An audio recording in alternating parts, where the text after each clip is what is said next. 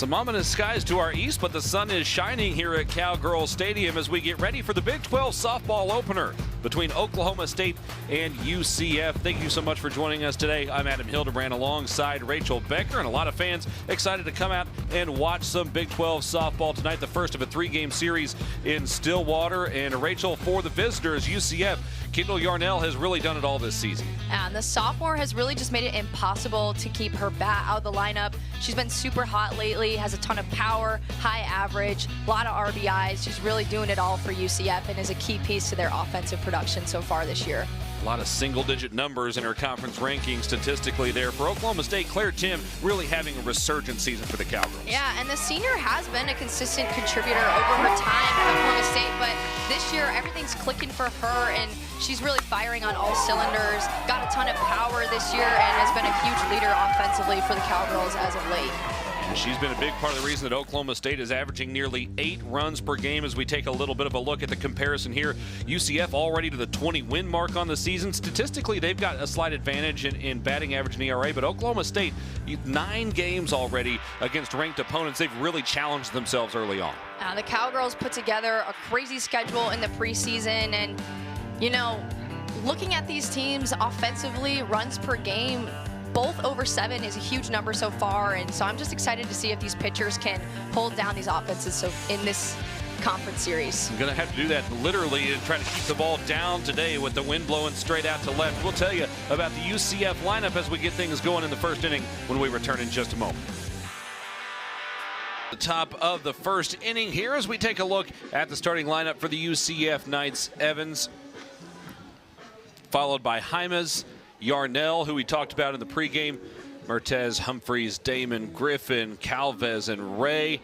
And you see Beth Damon highlighted there. She's been really hot at the plate. 12 of her last 13 games, she's had a hit, 7 dingers in that time as well. Could be tough to get her out today, and she's in the back half of the lineup, so you're going to have to focus all up and down the order today for Oklahoma State.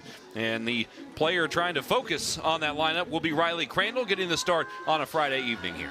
And Crandall, not the pitcher I expected to see in the circle for this Friday night Big 12 opener. We're used to seeing Malin out there, but Crandall gonna come back in here. She's healthy in 2026, which is great to see. We're gonna see her throwing a lot of curveballs and screw, so more east to west movement. She's gonna mix in a changeup and try to keep the ball down because the wind is pretty strong out to left center, so gonna try to keep the ball there. Yeah, both the American flag and then there's also, what is that, 7 or 8 flags on the back of the decking over the left center field wall, all blowing basically straight north. So if you can get one in the air to left today, you're going to give it a chance to get out. Crandall starts things off with strike 1.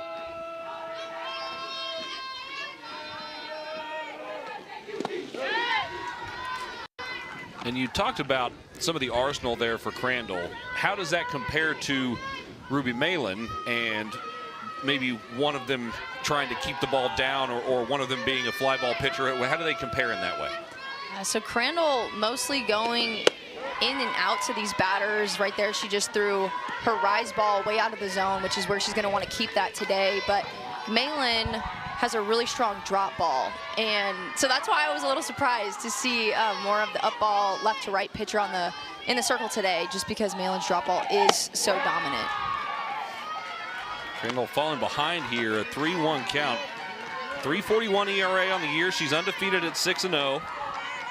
This will be her 8th start of the season, which will be a team high. Couple of complete games, couple of shutouts to her credit, as that ball is hit hard through the infield for a base knock, and Evans is on.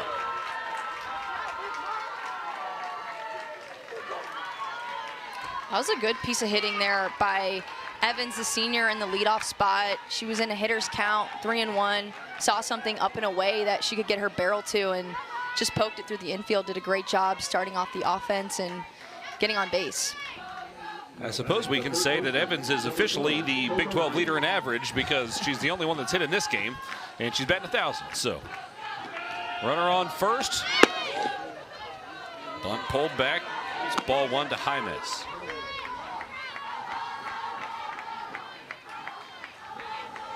Coco Jaimes hitting .318 on the year. She's appeared in all 24 games for the Knights. And this is a perfect situation for Jaimez in that 2 spot. You see her moving her feet like she's gonna bunt. She's got a ton of speed, can short game really well, slap the ball, put it in play, and that's exactly what you want with a runner on first in this situation. And you just wanna do anything you can to get that runner over to second and put her in scoring position. Early test for this Cowgirl defense. The corners are in, Davis and Godwin. Looks like Jaimez might have been taken all the way that time.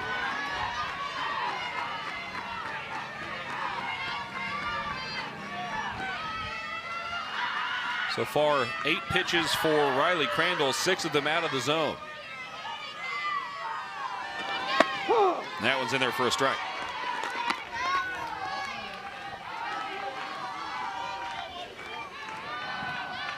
Honestly, I think 7, because that ball that Evans hit to the right side, I think that would have been a ball too, but love the aggressiveness early.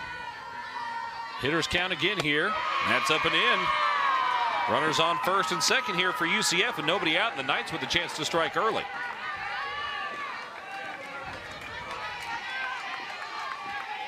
Done. There's a look at the Cowgirl defense.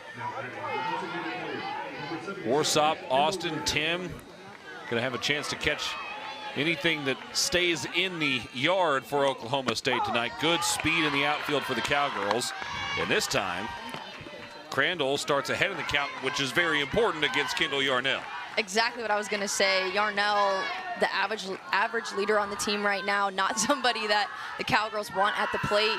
But Crandall coming back and getting that early strike is going to be huge. And I honestly think this is a big moment early in the game for UCF to take advantage of the runners on base and put some runs on the board early. An Olathe native. There's a lot of good college softball teams between Kansas and Florida, but the Knights able to get her down there, and they're glad to have her. Ground ball left side. They'll throw to the lead runner. And Davis steps on the bag. That's good self-awareness from Rosie Davis, because I'm not ever sure she looked down at the third base bag, but she was able to hit it. The athleticism of the left side of the Cowgirls defense. This is a hard hit ball in the hole. Aubrey Jones knows her only play is going to be at third, and Rosie Davis just doing a good job finding the base, and getting that lead runner is huge in that situation with one of the hottest bats for UCF coming up, and then the players coming in behind, Mertez, Humphreys, all such good hitters, so getting that lead out is huge in that situation. Brief pause here. We'll have a pinch runner at first base as well. That's Birkenstock in to run at first.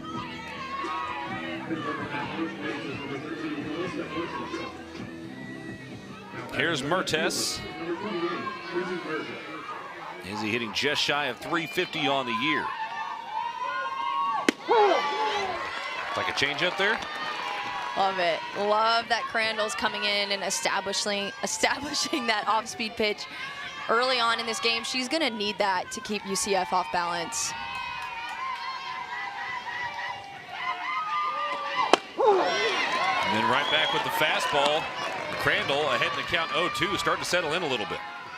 Crandall really finding her pitches a little bit after that early base hit, walk. These last 2 at-bats have been solid, and starting off 0-2 is great for her. That's lifted in the air, deep left field. Warsop is back for it, and it's way gone. A 3-run home run for Izzy Mertes, and UCF strikes first.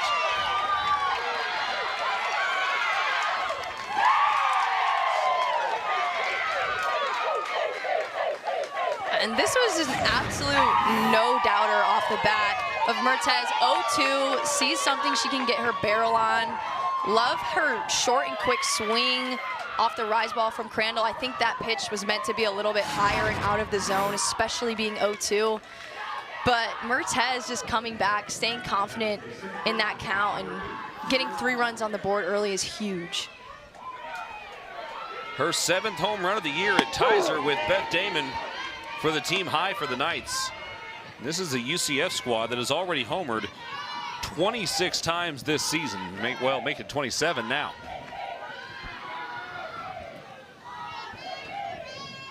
That power spread out fairly evenly up and down the order as well. That's fouled off, and it's quickly an 0-2 count again.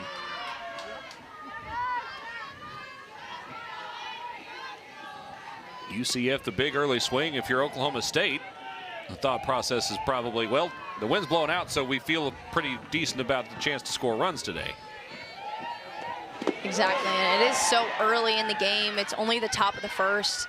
Cowgirls haven't even had a chance to bat yet, so being down 3 runs is not a big deal, I don't think, for a team that's averaging over 7 per game.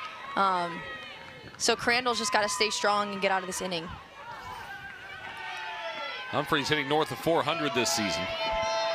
Trying to get the momentum fired back up after the 3-run homer. Lifted in the air to center. Warsop, check that. Austin is back for it, and she makes the grab on the warning track.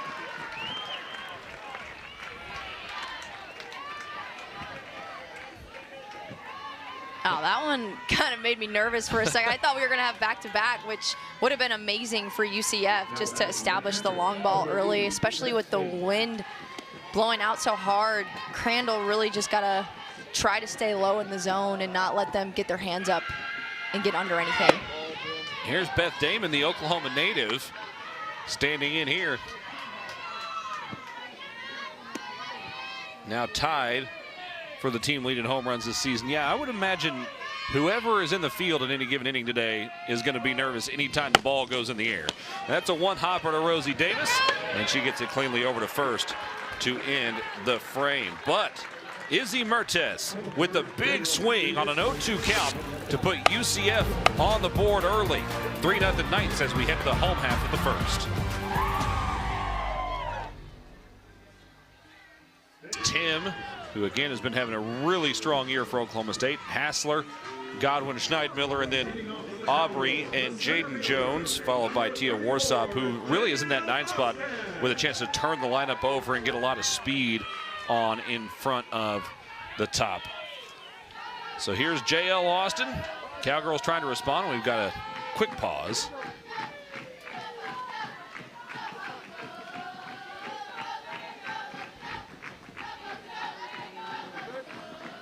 Not exactly sure what the pause there was. Dustin Douglas seems to have things back in order and ready to go, though. Austin takes up and away for ball 1 from Isabella Vega in the circle today for UCF. And Vega, the sophomore, has just been outstanding during her career at UCF. As you can see, 1.89 ERA this season, amazing. She throws a lot of rise balls, which is another reason I didn't really expect to see her in the circle for this game.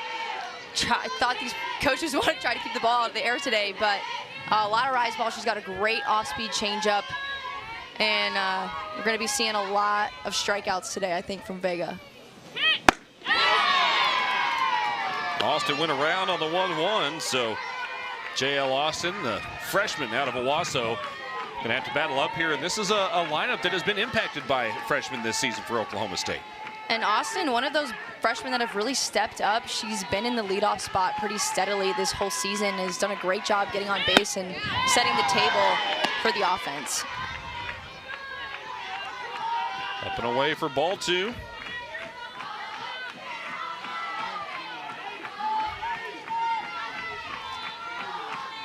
For UCF here, after getting 3 in the first, check swing didn't go, did Austin. You're really just looking for any way to put a 0 on the board here and keep that momentum going to the top half of the second. Exactly. UCF feeling pretty confident, I bet, with 3 runs on the board early in this game. And you know the Cowgirls are thinking the same thing. It's only 3 runs. It's early. Just got to compete. That is hit on a sinking liner. Regathered and thrown to first by Humphreys. That was a tough play.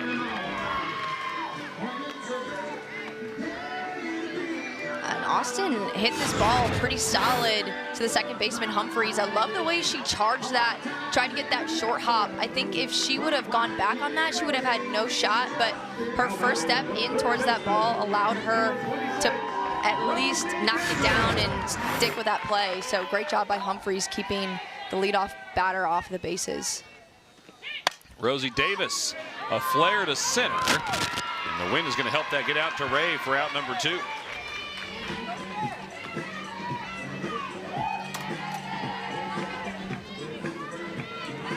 And I think we're going to be seeing a lot of little pop-ups like that today.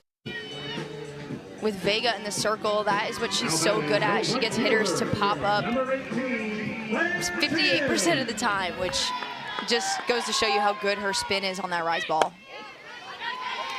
Frankly, on another day, that's a tougher play for Ray in center field because it's a longer run, but with the wind today, that really helped blow it out further. 1-0 count to Claire Tim.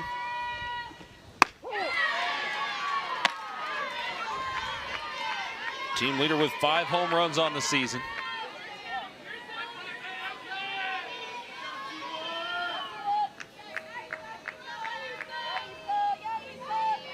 Cowgirls would just love a base runner here in the bottom of the first. That's tipped in and out of the mid for strike 2.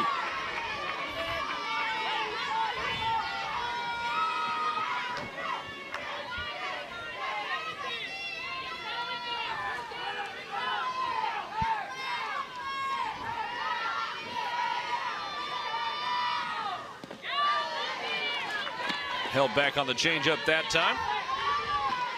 Both teams today going to have to stay disciplined on the off-speed pitches. Crandall and Vega both going to try to mix in a lot of changeups. So unless you're hunting that pitch, it's pretty important to lay off. 2-2 is fought off.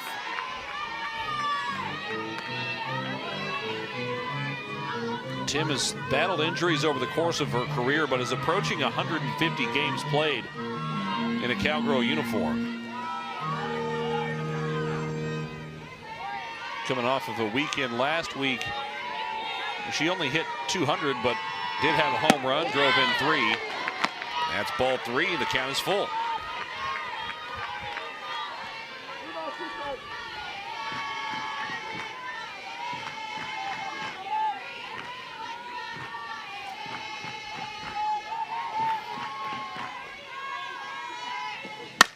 Full count, lifted in the air and down, but in foul territory. Tim will see another. And this is something that Claire Tim is really good at and has been really good at throughout her whole career, is just battling in counts and making herself a hard out. And I find that the more pitches you see, the better chance you have of squaring one up. So this is a really good competitive at-bat for Tim. Off speed is lined to left, but right at Birkenstock. And she makes the catch for out number 3. So Tim, a good battle in an 8-pitch at bat, but the Cowgirls are down in order in the first. 3-0 Knights through 1. Second with UCF leading 3-0 off of a home run, which shouldn't be particularly surprising if you take a look at this graphic. 27 is a record through 24 games for UCF, but you and I were just talking, that's still only 36 in the country. I'm surprised that's not a better number from that perspective. I'm surprised too. It seems like they've really been utilizing the long ball. The 27 home runs is a lot so far. I haven't even started Big 12 play until today. And just a testament to Coach Baum-Malone and the work she's been doing offensively. This inning starts with a flare over the right side. Tim won't reach it as it caroms off the wall. Stat extraordinaire Chris Deal with a little note for us here. The Knights are outscoring their opponents 60-13 in the first inning this season, and that's led to a lot of success. 14-1 when leading after the first frame. So the Cowgirls trying to do something that only one other team has accomplished all season, which is fall behind in the first and still beat UCF in a game. It seems like UCF, they've done such a good job jumping out ahead of these pitchers and just continuing that momentum throughout the game. Like you said, once they get ahead, it's really hard for them to lose that momentum and let teams come back in the game. It helps when you've got 3 pitchers with 10 or more appearances that all have ERAs of 2.10 or better. They're going to throw a lot of different arms at you. Ball 2 misses low and away, and it's hard to get in a rhythm, I would imagine. You would know better than I would if you're seeing that many different pitchers over the course of a game. UCF actually has 9 pitchers on their staff too, so I don't even know how these offenses are structuring their prep for these games against UCF. They have so many weapons on the pitching side, and the top 3 arms really holding it down, low ERAs, which gives them a ton of confidence on the offensive side. They know if they can scratch a few runs across, their pitchers are going to be able to hold other teams down. Pop up right side. Tim giving chase, and she makes the grab and foul ground.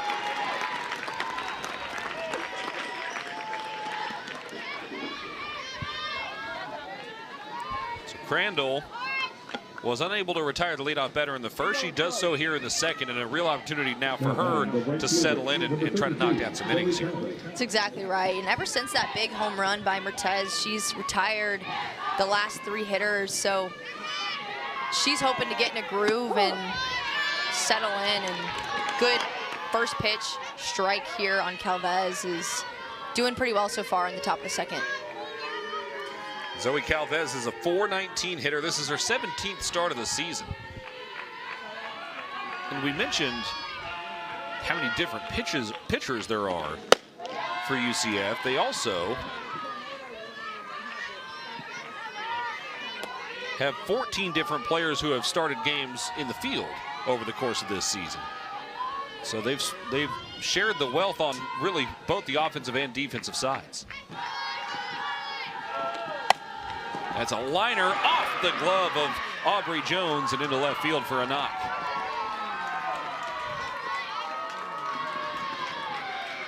A nice piece of hitting there by Calvez. Just doing what she can, up and away pitch, knows that she can keep her hands up and get to that. And Jones, a great effort on that ball. I think a ball that she would have liked to have caught as it went off her glove, but tough play, really good effort out there. Looked like it had a fair amount of English on it. Came off the bat a little funky. Runner on first and 1 away, and a bunt fouled back from Samantha Ray. Officially scored a single on that last play. Ray is a .222 hitter.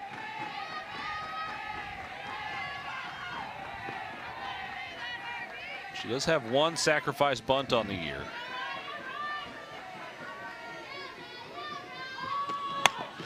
Lays this one down right in front of the plate. Davis looked like she might have lost her footing a little bit when she was getting to the ball. Everybody's safe.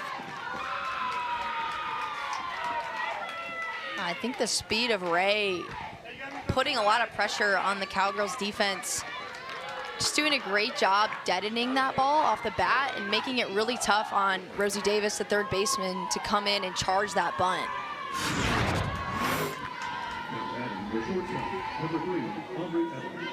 Yeah, that ball just dies right in front of home plate, and that's almost an automatic hit for Samantha Ray with her speed. Strike 1 is into the top of the order, and Aubrey Evans. UCF with multiple runners on for a second consecutive inning.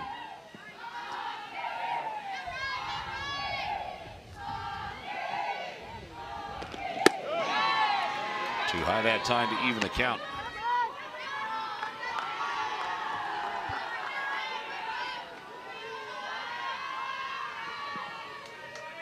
The sunset and the severe weather to our east painting a cotton candy sky above Cowgirl Stadium. As we play here in the second inning, a foul ball puts Crandall back ahead in the count 1-2. Some of the best sunsets I've ever seen have been at Cowgirl Stadium. It's just amazing out here. The weather today, 73. Doesn't get much better than that. Plenty of people have come out to experience the evening at the ballpark. That one just low and away to even the count at 2-2. But those who are familiar with Cowgirl Stadium in recent years will know they've added on to the decking out past the left field wall. There's some out in right center now as well, in addition to the grandstands down the right field line. That is lifted in the air to left. Warsop is underneath it. Wind unable to carry that one out. It's out number 2. That's a huge out for Crandall and the Oklahoma State defense. Aubrey Evans started the game with that single. And I love the way Crandall just trusting her rise ball, getting it high enough so that Evans got under that ball enough to pop it up. Jaimez drew a walk and a fairly straightforward one in her first at bat. This time she slaps it to left. Warsop there in a hurry to get it back in without a run scoring, but the bases are now loaded for the most dangerous hitter right now in the UCF lineup, Kendall Yarnell. This is exactly who UCF wants to have the bat in their hands right now in this situation. She's just been so consistent this season, bringing in runs and bases loaded. This is a key moment for her. If she can get a few more on the board, it's going to be really tough for the Cowgirls to come back and, you know, really, their offense is really going to have to get going. Credit Warsop for hustling to that ball and getting it in a hurry. And that was hit kind of down the line, so she had a little bit of a run to get there. Yarnell grounded into a fielder's choice her first time up. Re-entering and batting for UCF, number 77, Kendall Yarnell.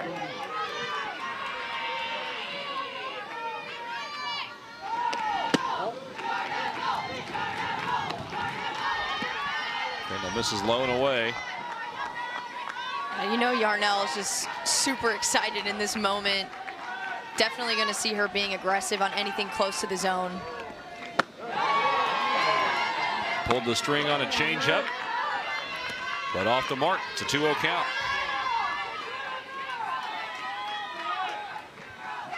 Tough spot here for Crandall. Nowhere to put Yarnell with the bases loaded and now behind 2-0. Able to drop one in there for a strike. She's really found that changeup so far in this game, has thrown it a few times to start the at-bat, gets a key strike for herself there. She's definitely going to have to keep that ball down, that changeup.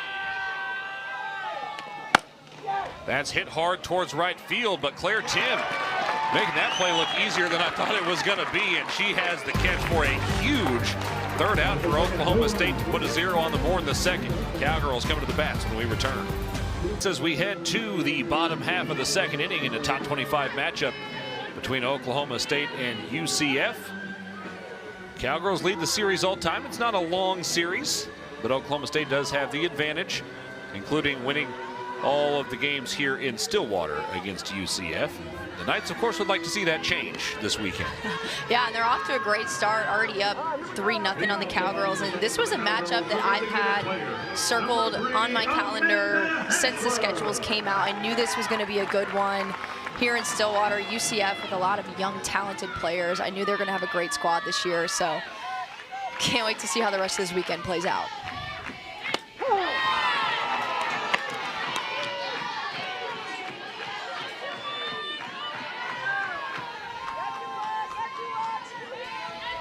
Here's Amanda Hassler. Struggled a little bit at the plate over the weekend, but has become a very consistent presence in this middle part of the lineup for Oklahoma State. 15 career home runs as a Cowgirl. That's not including her time at NC State. And this is a player that Coach G would love to see get going and get hot, especially entering into Big 12 season. Amanda Hassler can do a lot of damage with her swing. She's got so much power. I think for her, just still trying to find that this year and find her groove a little bit. Behind in the count, 0-2 here. And you were mentioning kind of circling this matchup. Oklahoma State picked second in the Big 12 preseason softball poll. UCF was picked 5th. So a kind of a top 5 matchup in the top half of the league.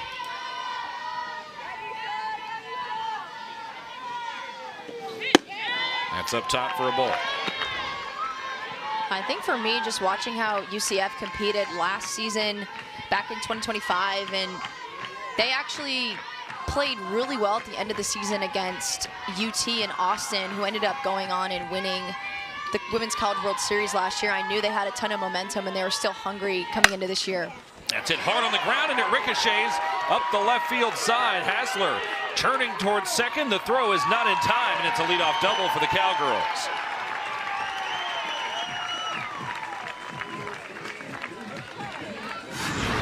And like I said earlier, Hassler, it seems like every time she hits the ball, she hits it super hard, and that ball down the line just sneaking by the third baseman. That's an automatic double for Hassler. Love to see her hitting a ball hard early, especially to start off the second inning to give the Cowgirls some momentum.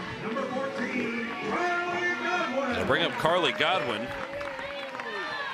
A great spot to have another very experienced hitter come to the plate. Like maybe the changeup there missed just outside.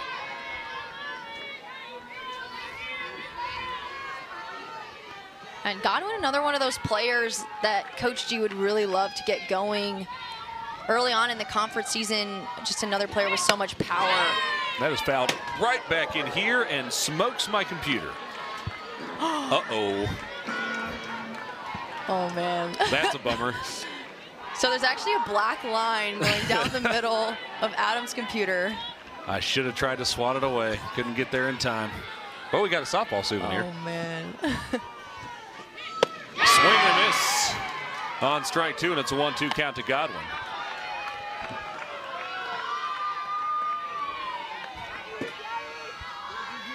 Or we can share. We can share mine. Not ideal. Not ideal. But we shall persevere. That's lifted in the air to shallow left center. Ray, the center fielder, in for it.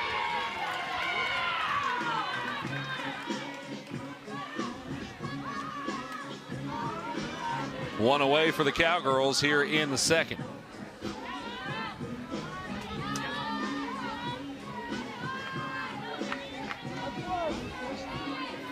Now batting the catcher, number 6, Audrey Schneidmiller. Here's Schneidmiller after Godwin was retired.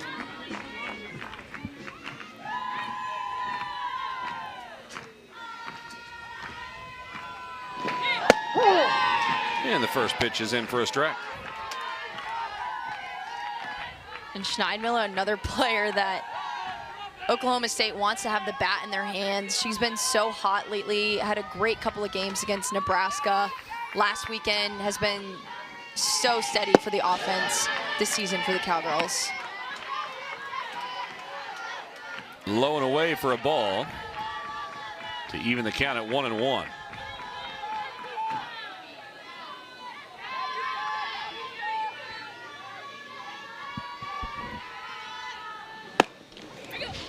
Capper to the left side.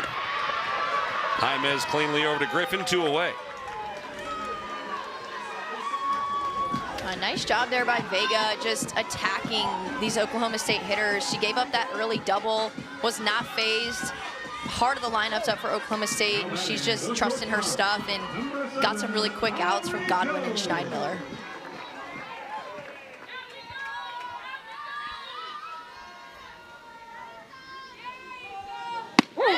Off speed into the zone for strike one.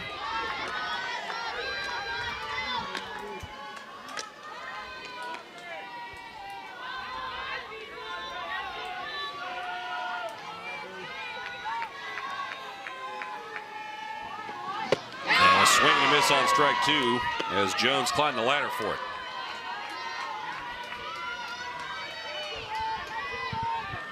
Pitch just looks so good coming in with the amount of spin that Vega puts on her rise ball. Just looks so good, but hitters continue to swing directly underneath. Took that one up and away. Hassler had the leadoff double to get into scoring position, but a fly out to center and a ground ball to third has kept her there. Jones trying to find a way to bring her in.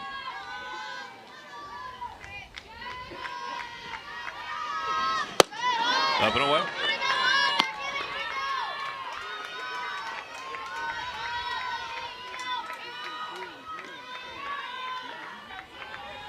Jones hitting .313 with 2 outs this season. Trying to extend the bottom of the second and put Oklahoma State on the scoreboard. Swings through the 2-2. And Aubrey Jones is retired to end the second. First strikeout of the game issued by Isabella Vega. The Cowgirls threaten in the second but cannot score. 3-0 Knights through 2. Back here in Stillwater, Oklahoma State, really, really good over the last 10 games.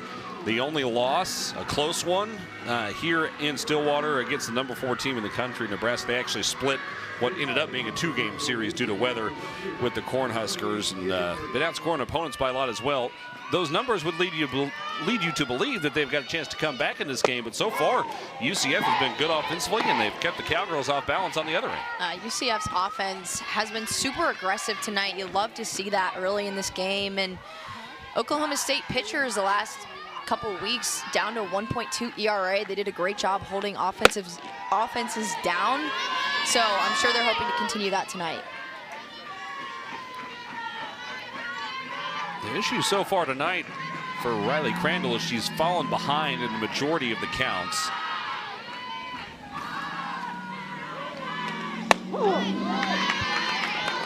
She's only actually issued 1 walk, but a lot of hitters counts for UCF in the game.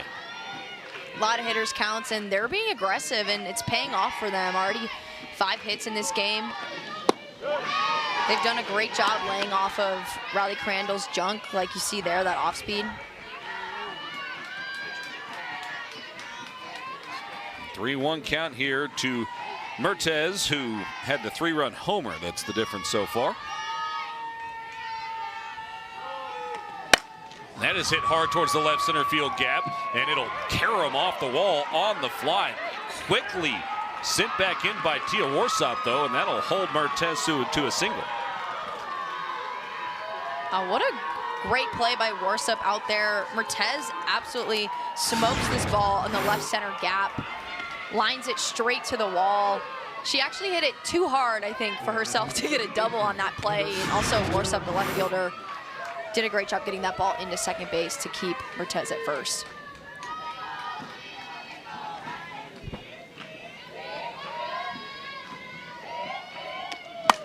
That is lifted to right, trying to get out of play, and it does.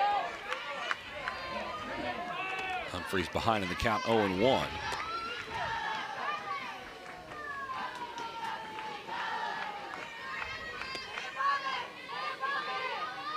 Yet another player hitting over 400 this season for UCF. That one skipped way in front of home plate, but Schneidmiller with the block. The runner was ready to take off to second base. I know UCF has been focused a lot, too, on that base running aspect. I'd honestly love to see Mertez just take off as soon as she saw that ball going low. Audrey Schneidmiller had to make a really great block, but it still would have been tough for her to come up and make a throw to second on that. Shallow right field, and Jaden Jones out to get it. That's the first out of the inning. Double play would end the frame for you now, as Beth Damon steps to the plate, the Oklahoma native.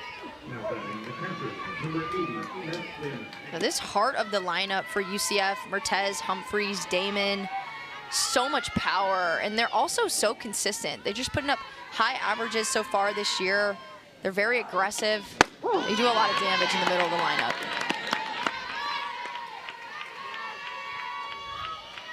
Crandall works ahead to Damon here, who she retired with the grounded to third in her first at bat.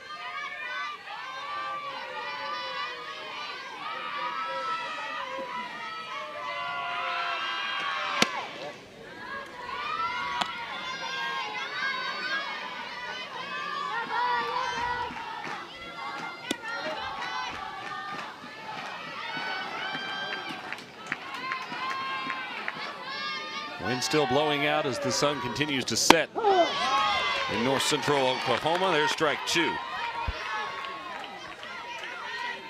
Crandall staying on that outer half, using her curveball, not wanting to bring anything on the inner half of the plate that Damon can get around on, because she has so much power to the left side of the field. Already pitch number 55 coming up for Riley Crandall. It's grounded back up the middle, and it's a base knock. The runner will hold it second as Austin gets it in. But yet again, multiple runners for a third consecutive inning here for UCF. Coach Ball Malone got to be pretty proud of her offense so far in this game. It just seems like whatever Crandall throws at them, They're being aggressive on it. It might not even have to be in the strike zone. They're putting their bat on it, hitting balls hard, and getting a lot of runners on base. Already the 7th hit of the game for the Knights.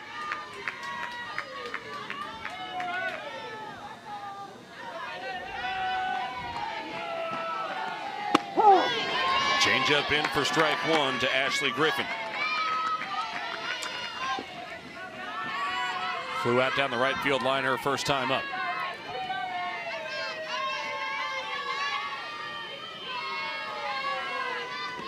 There's strike two. Good job by Crandall attacking with her changeup here. It's so tough as a hitter when you get 2 changeups right away and you're not trying to hit a changeup and you're down 0-2, but just got to stay confident in the box, know that you can hit anything she throws at you. That's away for ball one. You saw 2 players warming up in the Cowgirl bullpen. Aubrey Jones, the shortstop, shifting towards the pull side here for the right-handed hitting Ashley Griffin. 1-2 is swung through for strike 3. It's the first strikeout for Riley Crandall this evening. Good at bat there by Crandall, just using her off speed early and then coming low and in with that pitch, able to get Damon. Griffin, sorry about that. Took a huge cut at that pitch, but that's a huge out for Crandall, especially with runners on base. Coach Gajewski is out to speak to the umpires for the Cowgirls. Carrie Eberly Parker out as well, and it looks like we're going to have a pitching change here for Oklahoma State. UCF might have a counteraction on that as well. In comes Ruby Malin as the Cowgirls go to the bullpen for the first time, trailing 3-0 here in the third. We'll take a break. More to come when we return to Stillwater. This is the Big 12 on ESPN. Ruby Malin enters the circle for Oklahoma State. An Omaha native, has been really good in her a little more than 1 year as a Cowgirl. And speaking of really good, over the weekend, she appeared in 3 games, 2 of those against Nebraska. Picked up a win and somehow also a loss despite having only a 0.4 ERA. Ruby Malin has been really strong as of lately for the Cowgirls, and she's the undeniable ace of this staff. She holds most of the innings. She's going to come in and mix it up, throw a lot of drop ball, mix in her rise. But that slash to left, Warsop picks it up and gets it in a hurry. First pitch, and a laser single off the bat of Calvez, who's hit too hard to that side of the infield. Calvez just jumping on that first pitch. I think usually when a pitcher comes in, they expect the first batter to at least take 1 pitch and try to see what she's doing, get their timing. But Calvez just jumping on it, saw an opportunity to punch a ball through the gap, and did a great job getting another single. And Warsop saved a run in the last inning with a defensive play that was very similar. The Cowgirls trying to put a 0 on the board here in the top of the third. UCF got 3 runs in the first, left the bases loaded in the second, and have loaded the bases here again in the third. Another huge opportunity for UCF to just really put themselves ahead early in this game. They had bases loaded last inning. Let's see if they can make it happen here with 2 outs.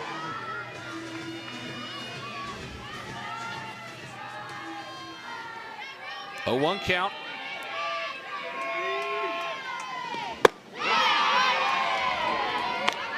Up a little high. Ray, the 9th hitter in the UCF order tonight, but in a big RBI opportunity here. That is dribbled foul, and the count goes to 1-2.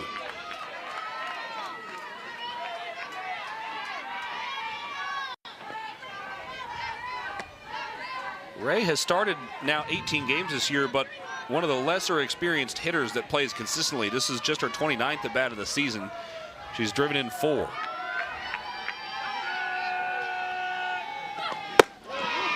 high for ball 2. I know Coach Ball Malone, when we were talking to her before the game, she mentioned she's just trying to mix around some of those outfielders, get some players some opportunities, and sometimes it's just a game time decision who's going to go in there. And so maybe she's seeing some good stuff out of Samantha Ray in practice. 2-2 is swung through for strike 3.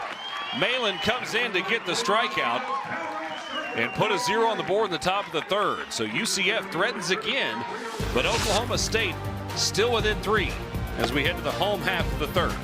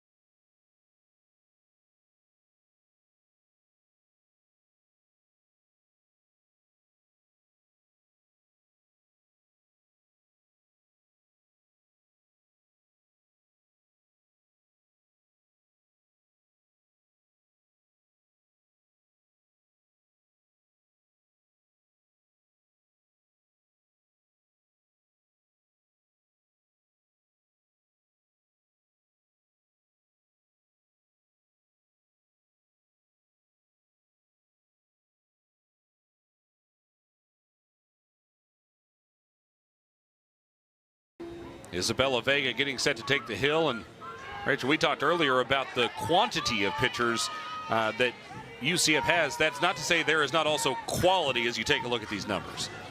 Yeah, UCF with 3 stars on their pitching staff, Dempsey, Vega, and Stewie. They're all very different and have different strengths, which is what makes their pitching staff so solid. Is they're all, you know, they spin the ball differently, have different speeds. They have a couple lefties in there.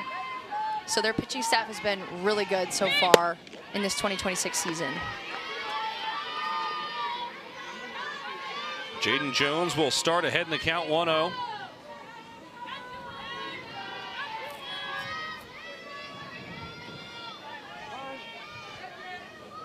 Time called. The Cowgirls have had but 1 base runner so far. UCF has gone through the entire order twice. This is just the first time through for the 8 and 9 hitters, and then it'll be back to the top of the order for Oklahoma State.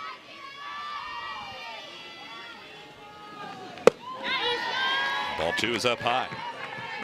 That's a huge credit to Vega and what she's done so far in this game. She's really using her rise ball to get a lot of pop-outs, line-outs from these Oklahoma State hitters. And like you said, Jaden Jones and Tia Warsop haven't even, this is going to be their first at-bat against her. That is lifted foul, and it will carry out of play over towards the hitting area for Oklahoma State.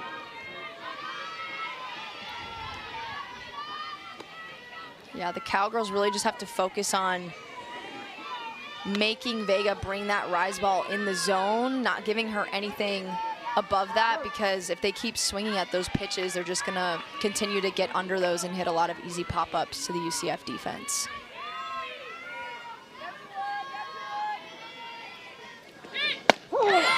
It's called a strike at the letters, not the outside corner. It's not as if Oklahoma State hasn't worked some decent at-bats. I mean, in the 2nd inning alone, a 2-2 count, a 2-1 count, a couple of full counts back in the 1st. So they've been competitive at-bats.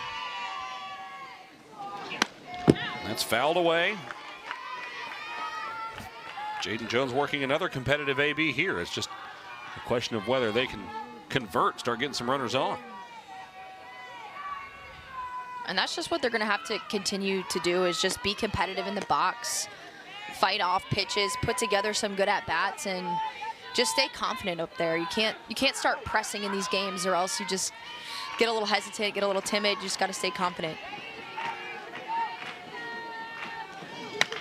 Another foul ball.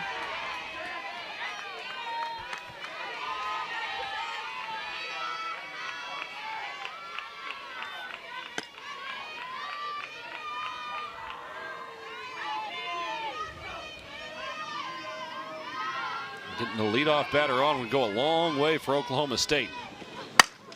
That is lifted high into the air. 3 players converging. It's Evans, the shortstop, that makes the grab.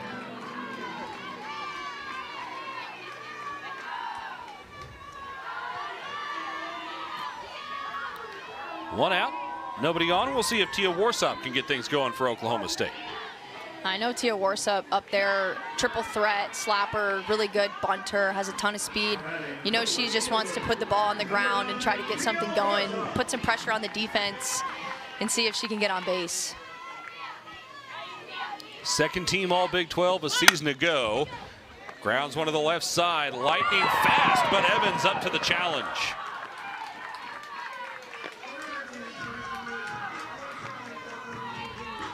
I like Warsop's aggressiveness. She saw a pitch on the zone, got on top of it, put a ball in play hard, just right at the shortstop there, Evans, and she's super solid over at shortstop. Seen her make some amazing plays this season. But good piece of hitting there by Warsop, just trying to get something going on the ground.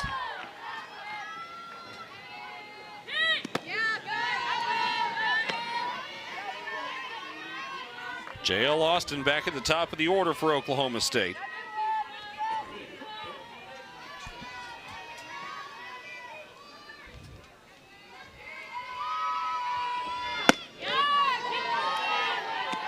Takes that one up and away.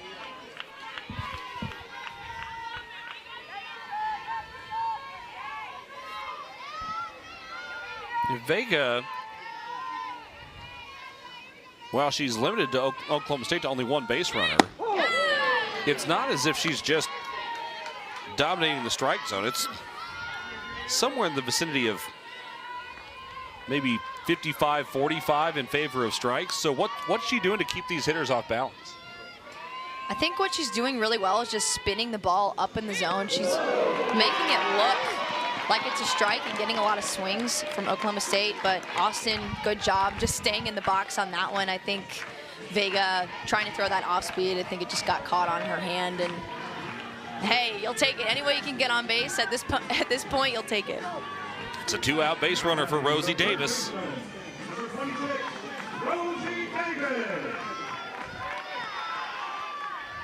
J.L. Austin is tied for the lead for Oklahoma State with Tia Warsop in stolen bases this season. They'd love to get her into scoring position. Ball one off the mark to Davis, who's a 246 hitter, 444 hitter this year with 2 outs. Like you said, love to get Austin into scoring position. I do think that was a good opportunity for her, a runner with some speed.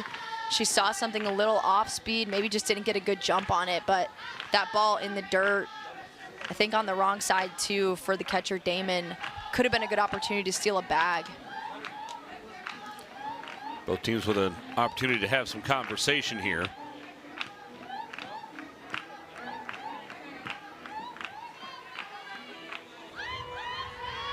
UCF taking this opportunity for Oklahoma State very seriously. They don't want to get crossed up here with Rosie Davis in the box.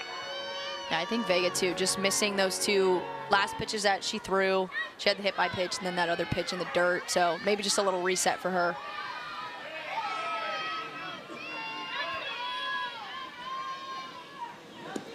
One-0 skipped way out in front of home plate, runner on the move, and the throw was on target but not quite in time. Austin just there in time.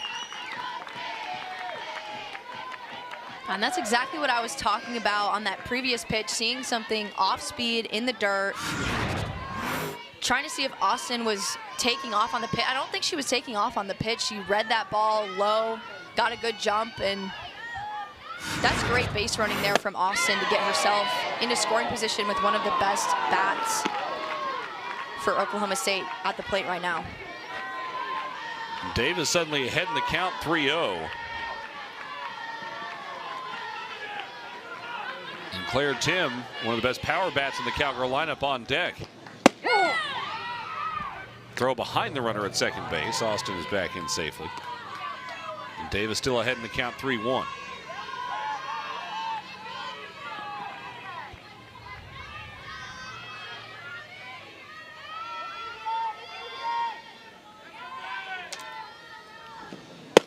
That's up high for ball 4, and the Cowgirls will bring the tying run at the plate here in the third.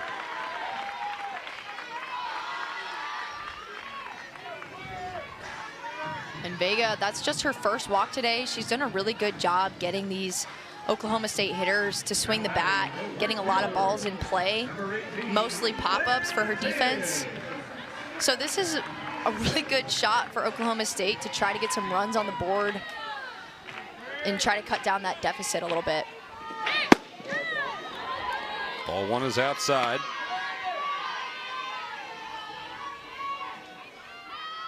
Time called in the infield will come in here to discuss things in the circle.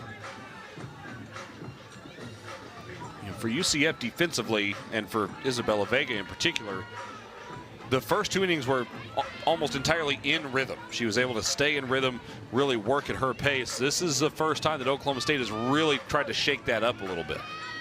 That's right. Seems like she's just missing a few of these pitches. Doesn't seem like she's getting rattled. I think just needs a couple more resets in there. Slice down the line, giving chase is Birkenstock, and she'll make the catch for out number 3. Check that, that was Mertez in left with the out. The Cowgirls held scoreless in the 3rd. Welcome back to Stillwater, where UCF has a 3-0 lead over Oklahoma State. Sydney Ball Malone has to be happy with what she's seen from her team so far. 3-run homer in the 1st. They've been to 5 consecutive NCAA tournaments under Coach Ball Malone, and she's certainly lining things up to get to a 6th consecutive this season. Coach Ball Malone doing a great job with the UCF softball team. She took that team to the Super Regionals back in 2022, made it to the regional final last year. She's got a great group of young kids on this team that she just keeps developing and getting better every single year. So she's really building a great program over there, and UCF has a really good opportunity to make a good run, I think, this season. Trying to start off 1-0 in conference play and do so on the road against the preseason number 2 team in the league to boot.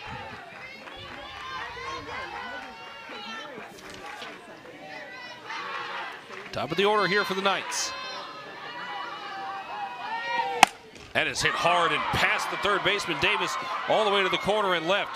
Warsop sends it in, but it's a leadoff double for Aubrey Evans, and UCF threatening yet again. They've had a runner in scoring position every inning so far.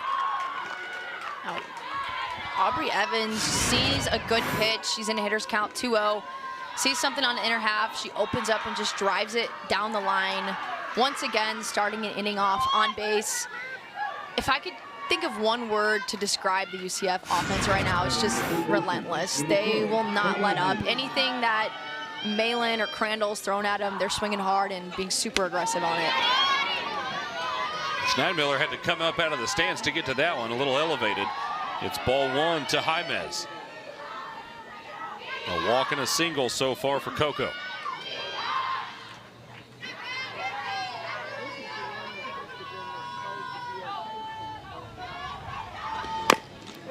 That is fouled off the leg of Jaimez.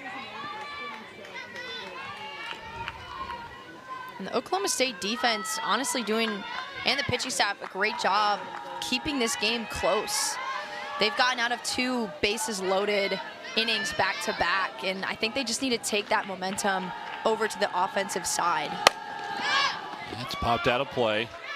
And for UCF, you've got to be wondering when the dam is going to break a little bit. Yeah, you know, they're just looking for a couple of clutch hits with runners on, and they're really going to start to pull away. UCF is hitting .500 as a team in this game, but just 3 for 8 with runners in scoring position. There's a grounder trying to advance. The throw to 3rd is not quite in time. A good throw from Godwin, but a heads-up running play from Evans gets her to 3rd off the ground out from Jaimez. And this was great base running by Evans at 2nd base. She held back enough to let Aubrey Jones make that play to 1st, but still got a great jump and is able to advance. Really good base running there. Love the aggressiveness. That's big because now a ball in play would likely score that runner, and Kendall Yarnell is very good at putting the ball in play. Ball 1 is up high. You don't necessarily want to put her on, because Mertez behind her is hitting .350 and is tied for the team leading home runs.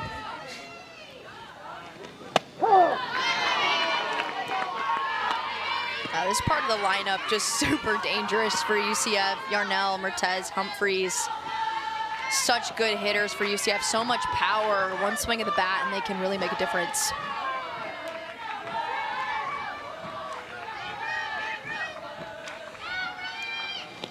One is grounded left side. The throw to first. Runner will hold at third. And that's out number 2. A nice job by Aubrey Jones looking to run her back. Jones really had to look Evans back. I thought for a second Evans was going to be aggressive again. I assumed she was going to, yeah. Try to steal another bag. But holding back, being a little bit more conservative there, which honestly, smart decision with Mertez, one of the hottest hitters up. You never want to get yourself out in that situation. Because Godwin nearly threw out Evans at third, does that impact her willingness to go there? Yes, I think seeing the arm strength of Godwin, the quick release, almost getting her out all the way across the diamond, I think is what ultimately held Evans back from trying to steal home there.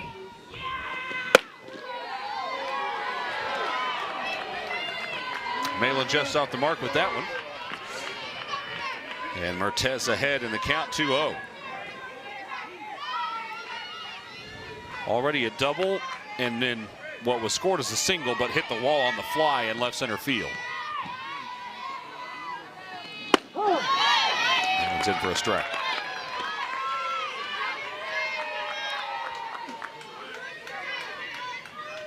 Not only have the Cowgirl pitchers been forced to throw a lot of pitches, they've largely been high pressure pitches. I mean, there's constantly been runners on for UCF.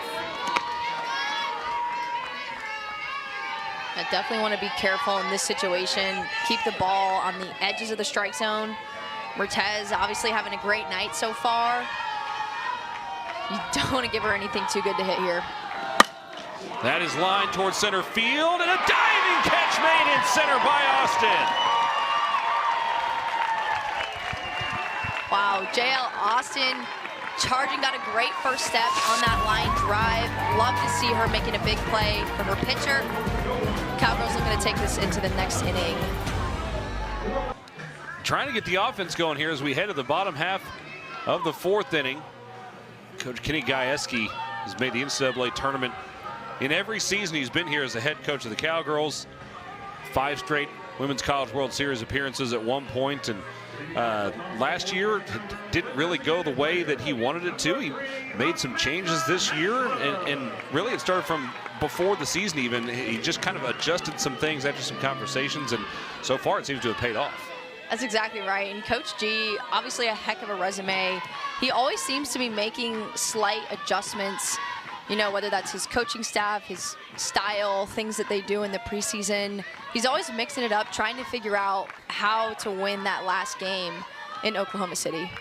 And obviously you have experience playing for him, but it seems to me that while he's willing to make changes, he also keeps the main thing the main thing. Like, you're not trying to change the character of your program necessarily, even though you might be tinkering with some things.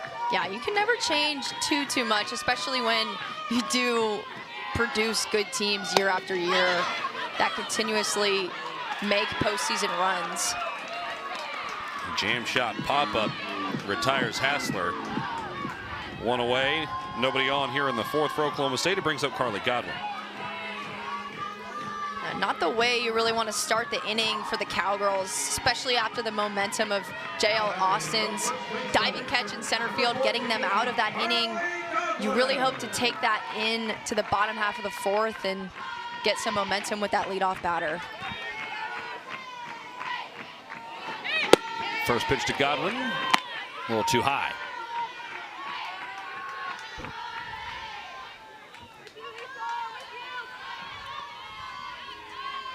Godwin only 1 home run so far this year, and maybe a little surprising from that perspective. Pops this one foul over the right side. It is really surprising because when you watch Carly Godwin swing, she gets everything she has into every single swing. She takes a hard cut every time she's up at the plate, and in seasons past has had a lot of that home run power, but still getting it done and putting some balls hard hit into play. It's up high for a ball. A 2-1 count. It's really threatening the electronics this evening. Took out the computer earlier. That last foul ball was very near our camera up the the first base side.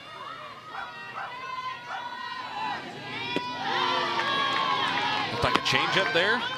Able to lay off. Oh, hey, look, we have video. We have video evidence. I think you can see the softball mark on the reverse side of that. There's a little dent on the front. Here's the 3-1. Inside for ball 4. The Cowgirls have a 1-out base runner. Well, that's why you got to keep your window closed. It's too nice of an evening to do that.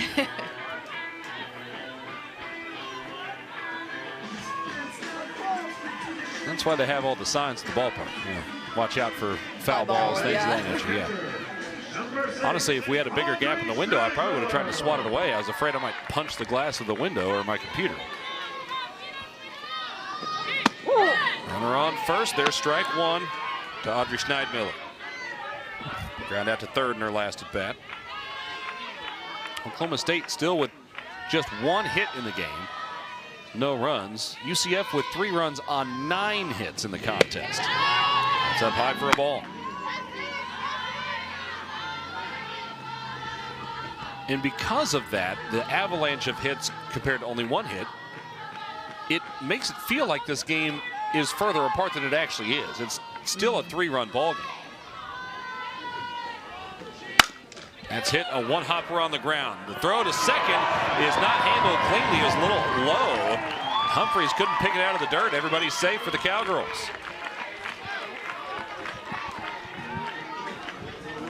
And that's exactly what happens when you hit balls hard and you put them in play.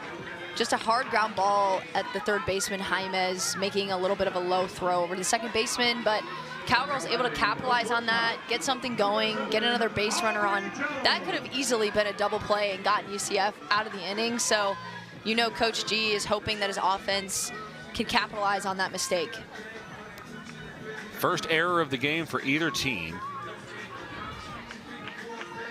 And here's the thing now. Oh, we've got a pinch runner first of all at second for Oklahoma State, but like we were just talking about, Oklahoma State has 1 hit yet. If Aubrey Jones can find a way to leave the yard here, it's a tight game.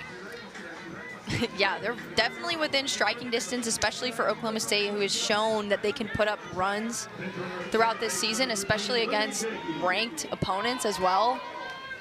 This game is getting a little more fun now. The Cowgirls getting some offense together. Libby Jacques is the runner at second base. Had a good secondary lead there as ball 1 misses high.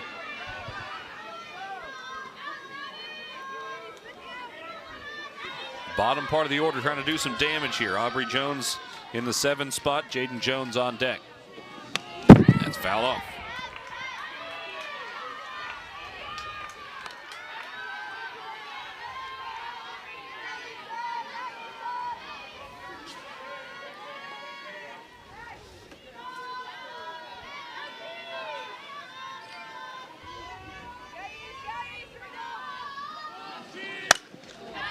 Changeup that shot foul over the right side. You don't often see players late to the changeup, but I think that stayed in the zone for so long she suddenly wanted to take a hack at it. Yeah, Vega taking a lot off that off-speed pitch, and she does throw with good velocity, so she's got to be slowing it down at least 10 to 15 miles per hour on that off-speed and just doing a good job mixing up the timing of the Oklahoma State hitters.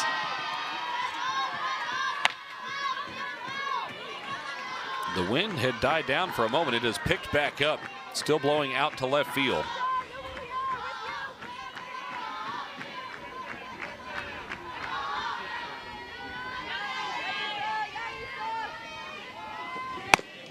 Grounder snagged in the circle. The throw to first is a little high, but Griffin able to bring it back down. Only 1 out though on the play, and now 2 in scoring position for Jaden Jones. Vega helping herself out a little bit, making a good play. Almost threw that ball away, but Griffin able to bring that in, still get the out. And Oklahoma State still with 2 runners in scoring position, just looking for a clutch hit here.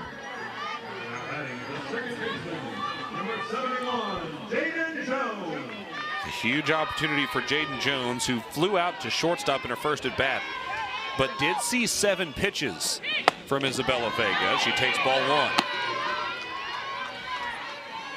Yeah, she had that good at bat her first time up, fouled off a couple of pitches, was competing really well, and a good start for her, taking that ball. You never want to swing out of the zone in this situation. It's fouled back to even the count. Jones, her season batting average is only .205, but it's .364 with runners in scoring position. So in moments like these, she has tended to come through.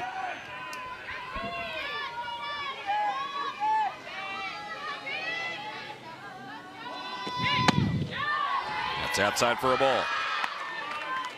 It's definitely a situation, too, where Jaden Jones doesn't show how good of a hitter she's been this season average-wise. Like, she's been competing really well, has had a lot of quality at-bats for the Cowgirls. It's just not showing up average-wise, except for with runners in scoring position.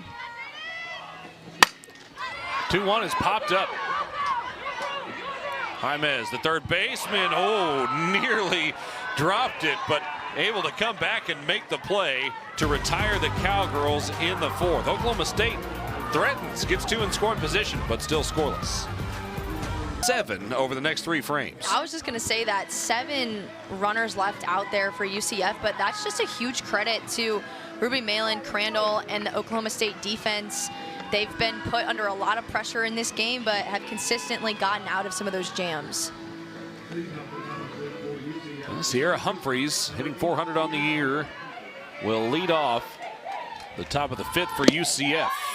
And a tip into the mitt goes for strike 1.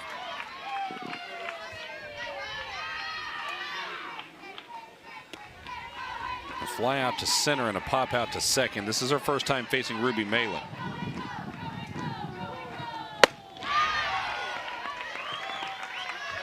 Quickly ahead 0-2 is Malin. Now, the Cowgirls were finally able to threaten in the bottom of the 4th. Seems to me like a quick inning on defense might go a long way for Oklahoma State. I think that would just be huge for them to get back in the dugout, and Ruby Malin helping out with that, getting a quick strikeout. That was just 3 straight pitches, and that pitch, that last one, not even close to the zone. That just shows you how good Ruby Malin is.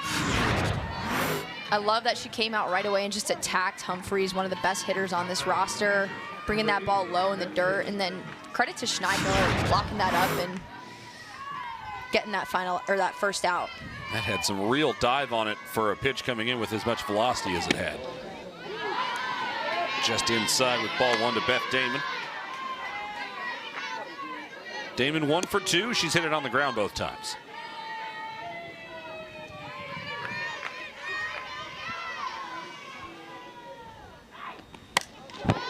Fouled off into the net.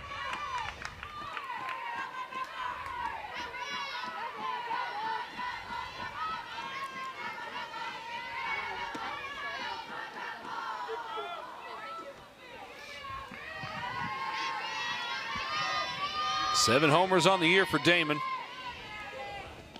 Again, we talked about the power up and down this lineup for UCF. They've got 1, 2, 3, 4 players with 4 or more home runs. And Aubrey Evans right behind him with 3.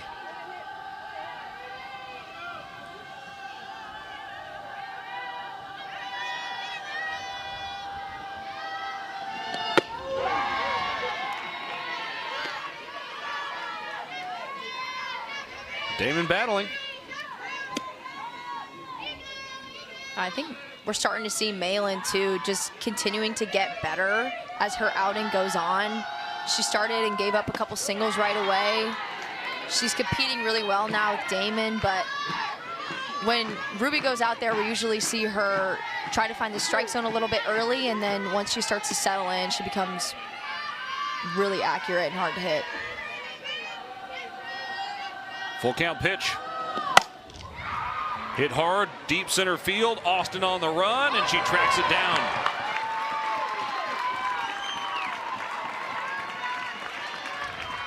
Wow, Austin is so good out in center field, and that's just a huge testament to her. Her pitchers know anything going out to center field anywhere, Austin is going to track it down. This pitch right against the wall, that's a really tough play, but she just keeps tracking it really well and took a hard hit into the fence, but great play for Austin there. It's a tough play for anybody. It's especially a tough play for a true freshman. All of 22 games into her collegiate career. Strike one into Ashley Griffin, and for the first time, Oklahoma State is looking for a clean inning defensively.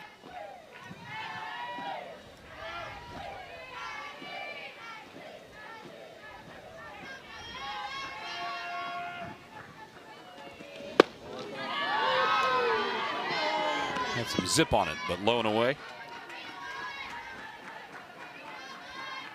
Griffin a fly out and a strikeout. She was the last hitter to face Riley Crandall, the Cowgirl starter in the circle today. And therefore the last hitter to face Ruby Malin. Swing and a miss.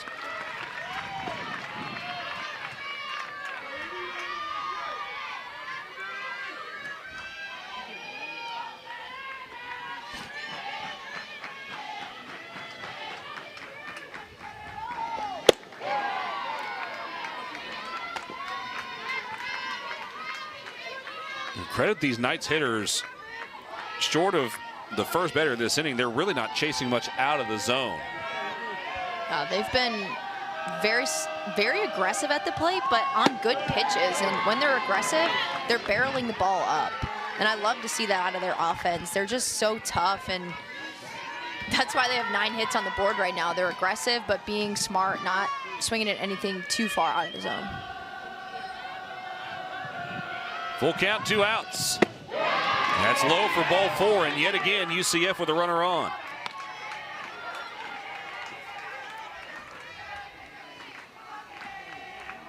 Wow, that was a really good at-bat by Griffin. Just competing, wasn't going to give Malin anything out of the zone. And, you know, she is one of those pitchers that hitters that UCF would like to get going average-wise, but still does a great job getting on base. She takes a ton of walks. And right there we see why. She's got a great eye, super selective, and just put together a great at-bat. Yeah, Griffin just a .218 hitter coming into the day on average, but her on-base percentage is .361 due to 14 walks on the season. She's actually walked more times than she's struck out. And that's probably a good reason why she's still in this lineup. You know, she's putting together good at-bats and getting on base, and a walk is as good as a hit. So if she can continue to do that and be consistent at the plate, she's going to find some hits as well. Zoe Calvez has zipped a couple of liners the other way. And she's ahead in the count here, 2-0. If memory serves, both deflected off the gloves of Cowgirl defenders. But both base hits.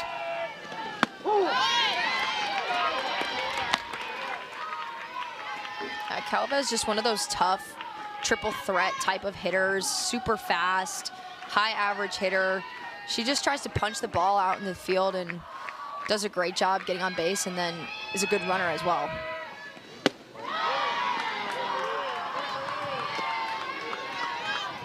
Ahead in the count, 3-1.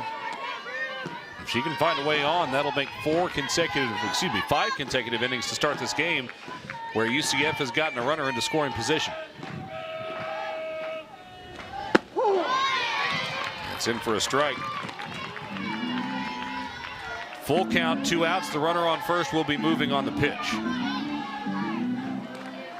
That makes it tough because it means you almost certainly are going to have to throw it to first, and Calvez has a lot of speed. Ball 4 is inside. And yet again, a runner in scoring position for UCF. And that was a risky take there by Calvez. I think she knew it too. Really close to the zone. I like that pitch from Malin. Maybe just a bit up and inside. But a great at-bat by Calvez, back-to-back walks. They're being very selective, and that's what you need to do against a great pitcher like Malin. Had Jaden Jones fooled the Cowgirl second baseman, she was heading towards the dugout. Former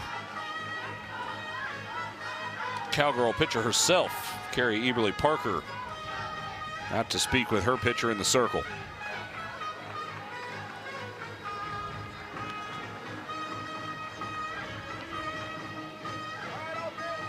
Action in the Cowgirl bullpen again. It's not as if Malin has been terribly wild, though, in this inning. That is back-to-back walks, both on full counts and both close to the zone on ball 4.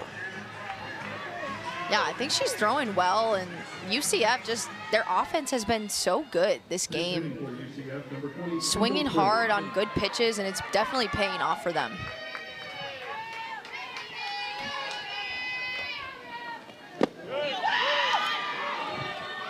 Ball 1 misses low to Samantha Ray, the 9th hitter in the order.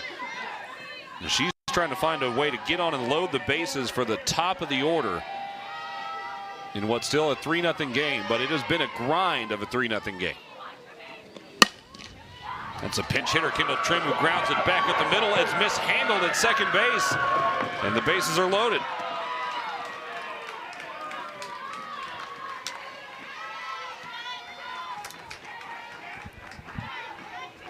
Good job there by Jaden Jones, the second baseman, keeping that ball in the infield. That was a tough play to her backhand. Definitely going to be marked as a single. But that holds the runner at third base and prevents another run from scoring. Just her knocking that down and keeping it in the infield. 2 walks and a single have loaded the bases here. Samantha Ray, who was pinch hit for by Trim, now re-enters to run at first.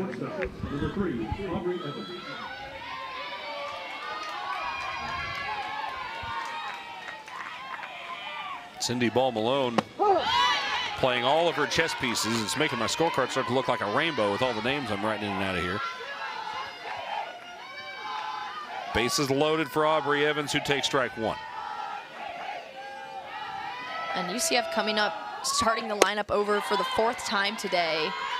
And it's only the top of the 5th inning. That just shows you how good they've been at passing the bat.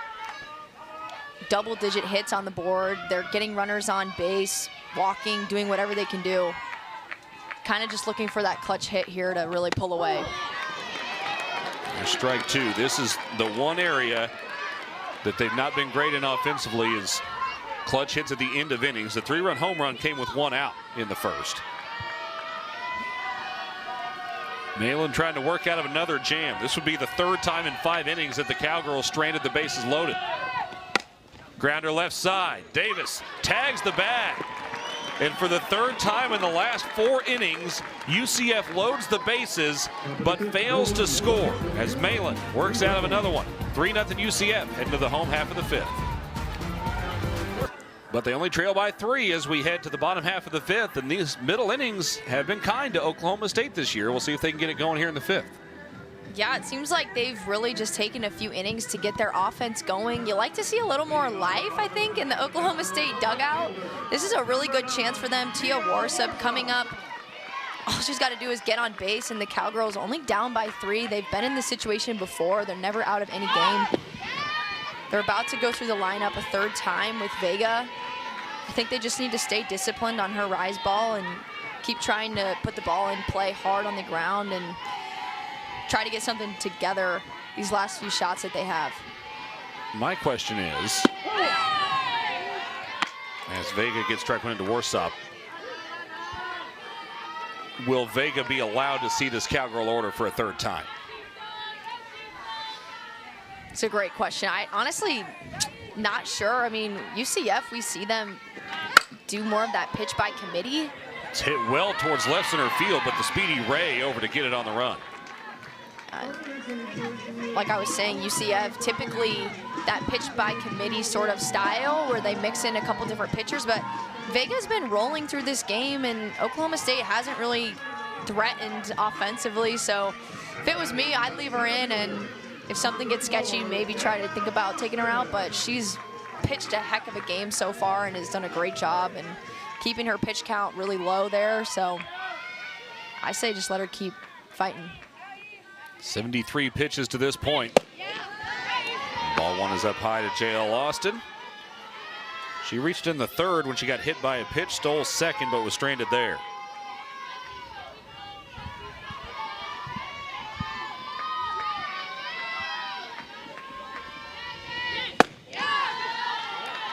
Above the letters for ball two. A good take there. Vega with her rise ball. You know that if the ball is already at your belt coming in, it's only going to continue to rise up and go out of the zone, and Oklahoma State needing to be selective on those pitches. Vega trying to work back into the count. Cowgirls have only had the leadoff runner on once. That was Hassler's double to start off the second. In the fourth, they were able to get a runner on with only one out. That's the goal here for JL Austin. Coach Gajewski's offense has averaged nearly 8 runs per game this season, but quiet so far tonight.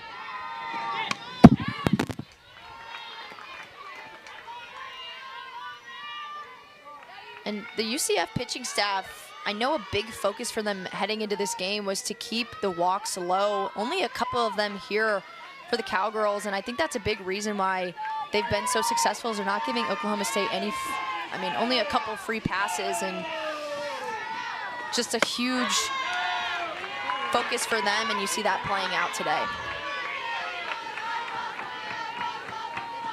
2 walks, only 1 hit allowed, and only 1 strikeout for Vega. The Cowgirls have put it in play, but Vega has just really done a nice job keeping them off balance. 3-2 is swung through for strike 3. You see it again there, Vega with that rise ball. It looks good coming in, but you have to know that it's going to continue to rise out of the zone, and that would have been ball 4 for Austin. Oklahoma State really just going to have to make an adjustment on that pitch and do what they can to get on top of the ball these last few innings. Here's Rosie Davis. She had the walk-off home run to beat Nebraska in several extra innings last week, and she hits this one to center field, but Ray is underneath it for the 3rd out of the inning. So the Cowgirls down in order in the 5th. We head to the visitor half of the 6th with UCF leading 3-0. Stacked up. The Cowgirls, the lone team to not get, or well, the lone team to get a #1 vote other than Texas Tech.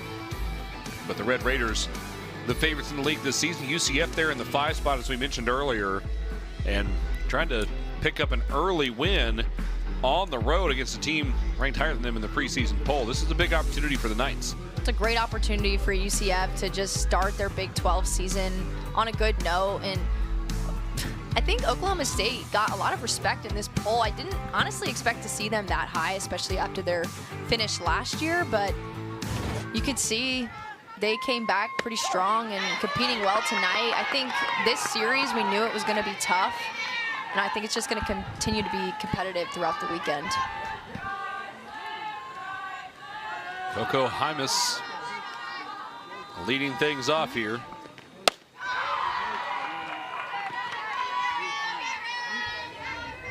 Count even at 1-1.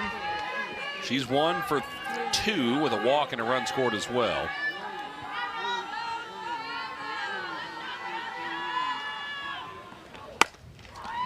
Grounder ricochets off the glove of Davis and into left center.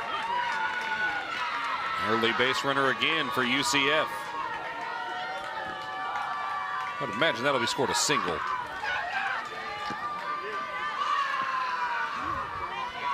Yeah, I think that Davis made a great effort on that play. Jaimez, just a hard hit ball in the 5-6 hole, and with her speed, that's going to be a hit. majority of the time. I think Davis made a really great effort, but UCF just continuing to put the pressure on, getting on base, and leading off the inning with a base hit. 11 hits allowed, ties the most from the Cowgirl pitchers this season. 3 other times, Georgia, Texas A&M, and Duke all accomplishing that feat against Oklahoma State.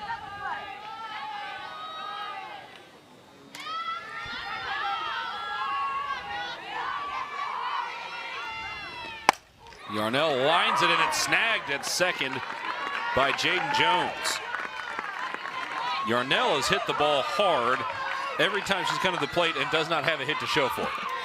Yeah, and sometimes you're going to have days like that, you know, where you just seem to hit it right at other players, but Yarnell knows that she's swinging the bat well, making great contact. You just got to stay confident and keep doing what you're doing. That's a big lift for Oklahoma State. A hard hit ball that turns into an out. There's an off-speed pitch for strike 1 to Mertez, who has provided all of the runs in this game so far. She had the 3-run homer in the first. No one's crossed the plate for either team since.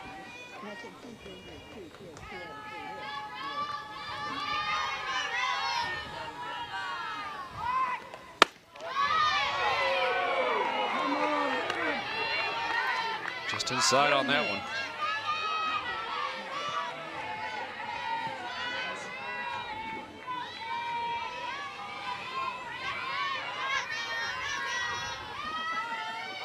Malin's 1-1. Squeezing her a little bit behind the plate there. Ruby Malin is doing a good job keeping her pitches on the edges of the strike zone, especially to a hitter like Mertez. You never really want to give her anything over the heart of the plate, just not getting the calls there on those. Just out the bottom of the zone apparently, and then just over the top of the zone. That one also off the mark. It's 3-1.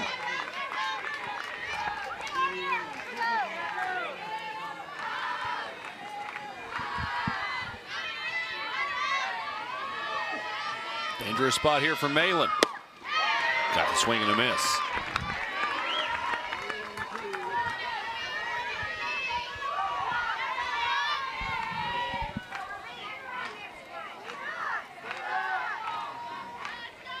Cowgirls would love a double play ball. Instead, it's a foul ball off the foot of Mertez. Wait a minute. Well, we have some question here. I don't think anyone signaled foul ball. As of now, the Cowgirls have turned a double play, and this may get a second look. That was confusing. Yeah, I'm pretty sure it hit Mertez on the foot when she swung through that ball. The runner is out, second base. Call is being challenged and under further review.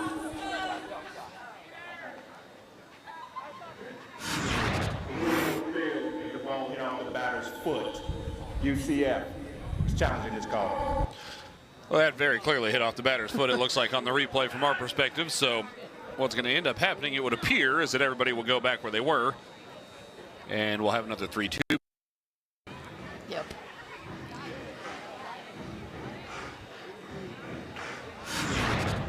The home plate umpire stepped up, and I thought he had called foul ball, and then there was some confusion. Everyone just kind of meandered around at first before the Cowgirls finished the play.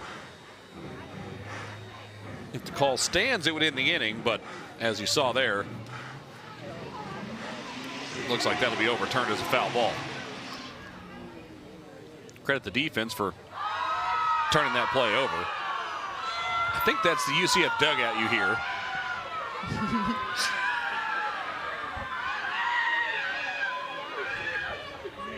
Guys, pretty clearly that it hit off the foot, so giving them some energy in there. They're having a good time. It's great to see. Malin is going to have to refine some rhythm because she doesn't have any margin for error here in a 3-2 count. I'm actually honestly a little surprised we haven't seen Oklahoma State go back to their defensive positions after seeing the replay on the scoreboard themselves. That all being said, the umpires haven't returned to the field yet Taking a little longer to look at that than I thought might be necessary. There we go.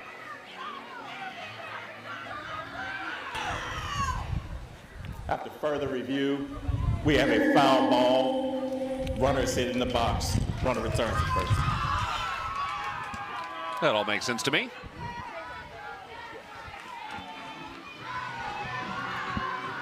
So again, Malin gonna have to log back in here. Mertez didn't seem to be in any pain, so she seems to be okay. Malin will be trying to get a similar result, just minus the contact with the foot. Swing and a miss instead. Oh, that was a huge pitch for Ruby Malin. Coming back from a little bit of an extended break there and just firing into the strike zone. I love that she went to the opposite side of the plate to get Mertez, one of the hottest hitters in this lineup right now. That's a big out for them.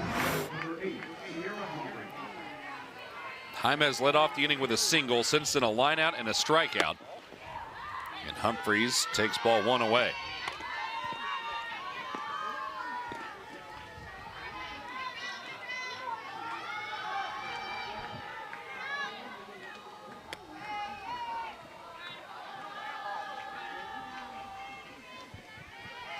Malin trying to prevent UCF from getting a runner into scoring position for the first time tonight. There's a called strike. And you have to be thinking too, Sierra Humphreys 0 for 3 tonight, but probably one of the most dangerous hitters in this lineup. You have to be thinking that she's due at this point in the game.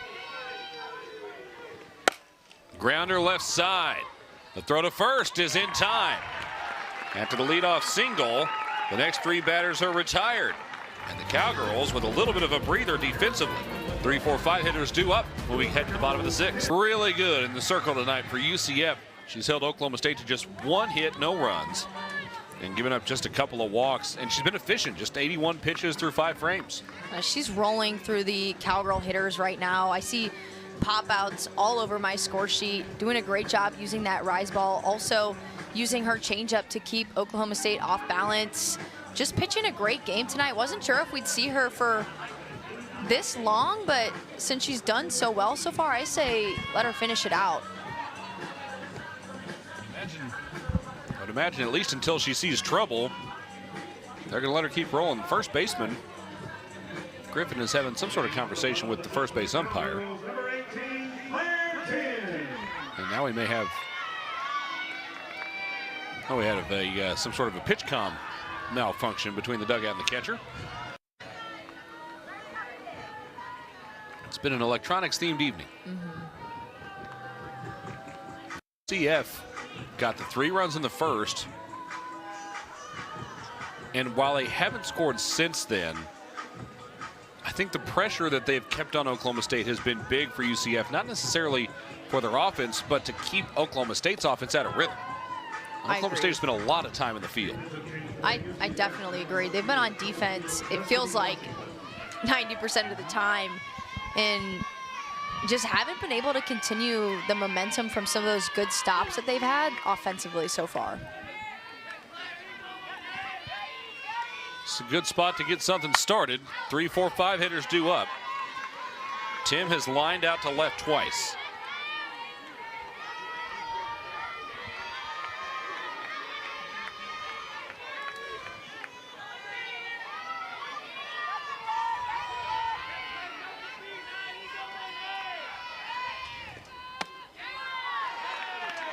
It's up and away.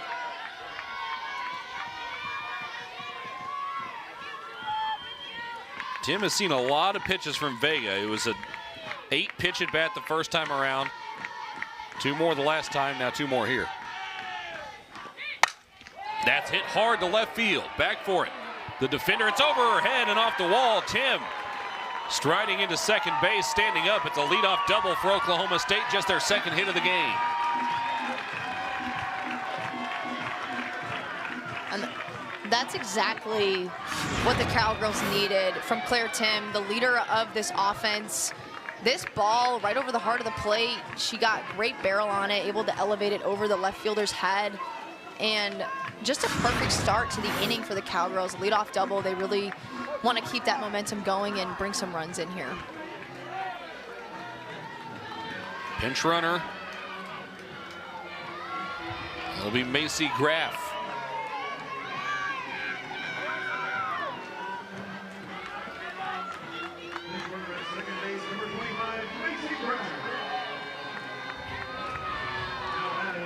Graff made 4 appearances last weekend. Did not have an at-bat, but scored 3 runs.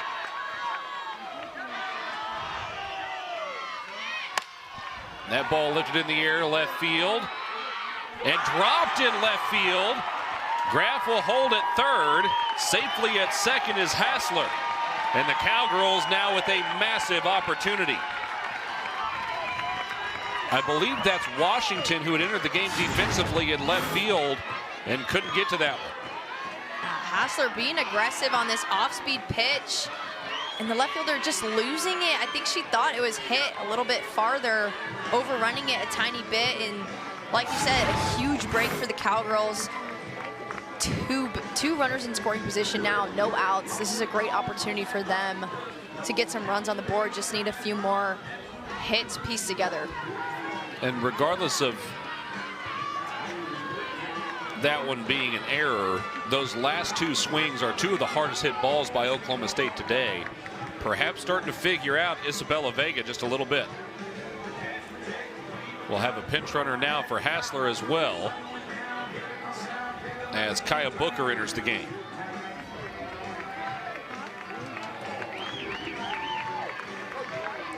Yeah, we did just see a few other arms warming up in the UCF bullpen.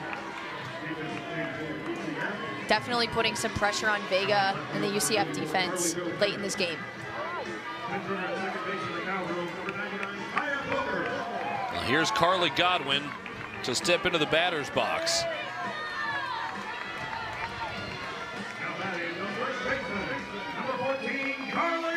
Godwin is a career .326 hitter. And a massive opportunity to put Oklahoma State on the board and gain some late inning momentum. Time, I think, was requested but not granted. And Godwin fouls out the first pitches. Did I see that right? Yeah, there were several players that were asking for time. Not sure what happened there, but the home plate umpire was just set and time not granted. You don't see that very often.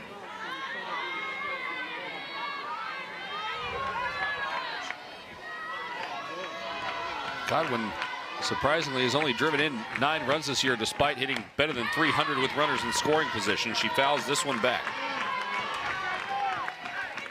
And it's showing 0-2 up on the scoreboard right now, but Godwin is actually 1-1 because that first pitch, there was a pitch clock violation. So that first foul ball kind of gets taken off the board. And well, so she's convenient. in a much better count for her. So a 1-1 count here. That's up high for ball 2. So because the pitch was thrown, my question is, if you hit that in play, do you get to keep that result? Like if she hits a home run there, do you could say, hey, we'll take it? It's like a offsides penalty, yeah. Low and in. The count is full. And the question is starting to become, how long is the leash for Isabella Vega, who is really being pressured for the first time truly this evening?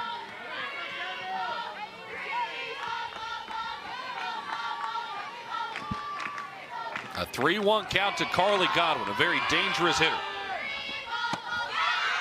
Ball 4 and the bases are loaded. Nobody out. Audrey Schneidmiller at the plate, and this is the opportunity the Cowgirls have been waiting for 6 innings. That's exactly right. And Carly Godwin taking that pitch, I thought that was a great pitch for her to swing at, but being selective, knowing the strike zone, knowing that they're not calling that high pitch. Good take by her, and bases loaded for Schneidmiller. Again, one of the hottest hitters in the Cowgirls lineup right now. Entered the game hitting .412 on the season. She's 0 for 2 tonight, although she did reach on an error. She's put the ball in play twice.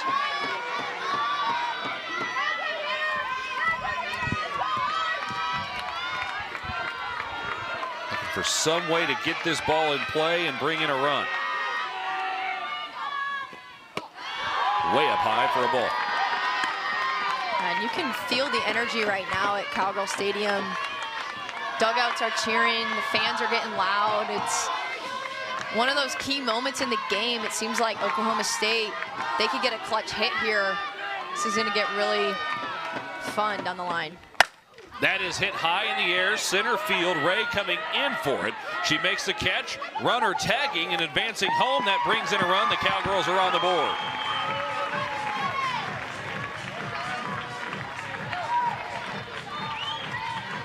Ray looked like hesitated a little bit there. I don't think she thought that Tim was going to tag. That was a Or pretty, excuse me, the pinch runner, rather. yeah, being aggressive there on that shallow fly ball. I didn't know if they were going to risk it, but might as well. And now you're only down 2, still got runners on base, only 1 out. You'd like to see Audrey Schneidmiller level that ball out a little bit more, but good job bringing a run in.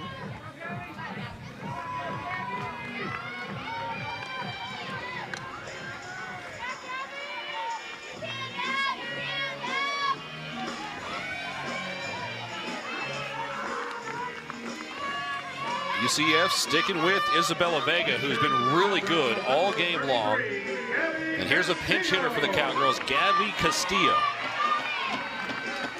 Castillo has had limited at-bats, but has been phenomenal in those at-bats. 8 for 15 on the season. Take strike 1. It's crazy to think that Coach G has a player like that on the bench. She's batted .533 so far this year. Like you said, limited at-bats, but so far has done really well in those opportunities. So I love the idea of getting her in here in this high-pressure situation. Was 2 for 3 last weekend. Had a triple and drove in a couple of runs. That's up high for a ball. And the outfielders here, interested to see how they're playing this. The center fielder, Ray, is shaded towards the left center field gap. There is a ton of room in right center here.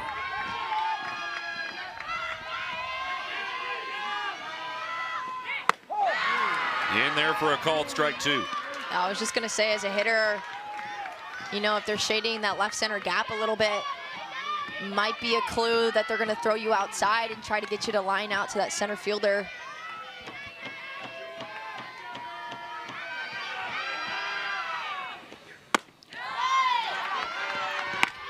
A way to even the count.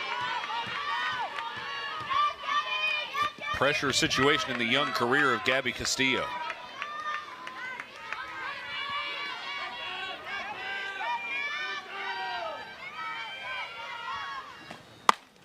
Grounded, backhanded. The throw to first is just in time to get Castillo on a nice play from Vega.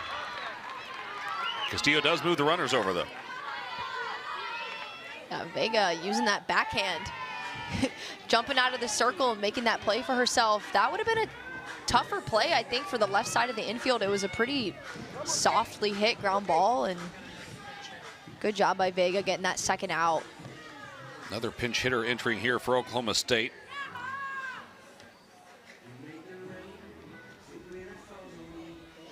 The Cowgirls got one with the bases loaded and nobody out. You had to get one. You'd love to get more than one if you're Oklahoma State. And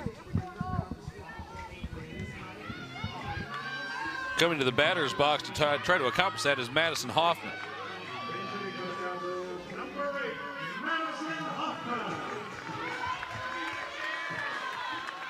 Hoffman is listed as a pitcher, but does have 4 at-bats this season. She's 2 for 4.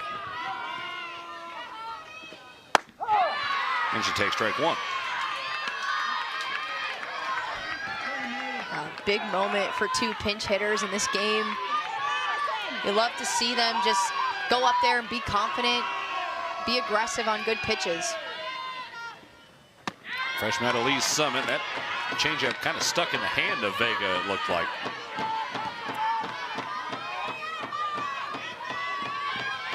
Tia Warsop is due up next.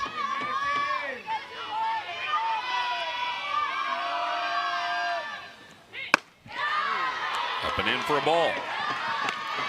And that's something that UCF has done really well batting today, is taking those close pitches. I was just going to say, that's a hard pitch to take there at the top of the zone, but umpire's not giving it to him, so definitely want to let that go if it's not being called for a strike.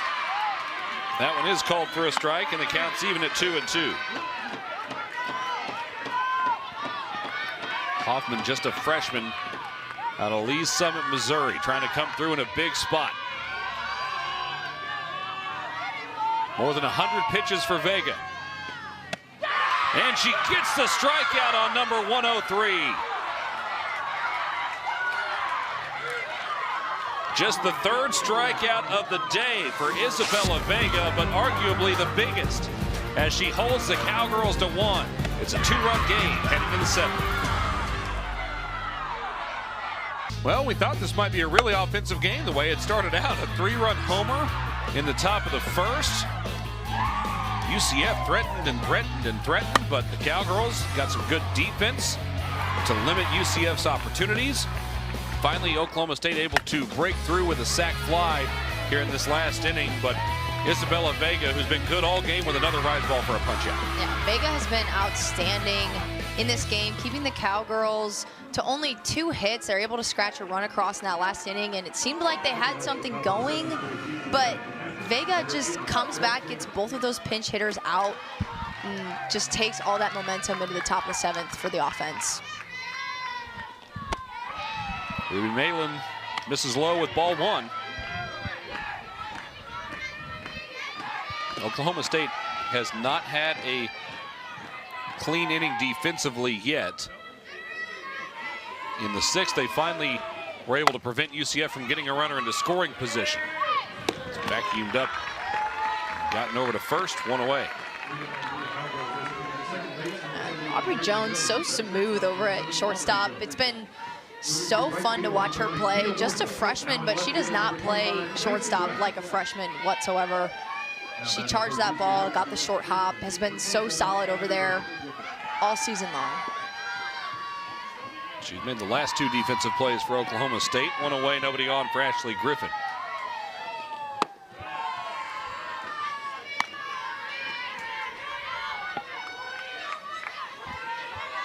Griffin trying to reach for the 2nd time today, a walk earlier.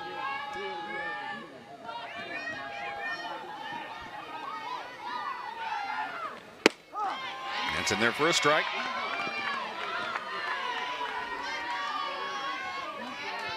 Malin entered the game with 2 outs in the 3rd and is not allowed a run. And Riley Crandall, after the home run in the 1st, she was able to work out of a couple of jams as well. That's exactly right. The difference maker really just that 3-run home run in the top of the 1st. And ever since then, it's been UCF trying to get more runs across, leaving a lot of runners on base. Cowgirls hanging in there. Swing and a miss.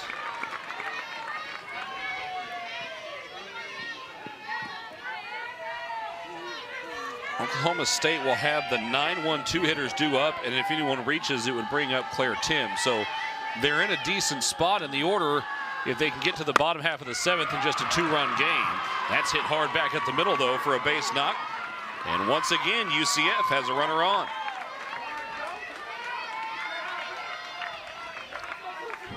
Yeah, Griffin, nice piece of hitting there. Good at bat. I like that she just stayed low. That was a drop ball, just punched it right back up the middle, able to get herself on base. And you know that they are going to try to get any insurance that they can. Cowgirls are never going to be out of any game with just the caliber of players that they have in the offensive lineup. So trying to get as many as they can to head into the bottom of the 7th with some insurance. UCF just refuses to make any innings easy on Oklahoma State.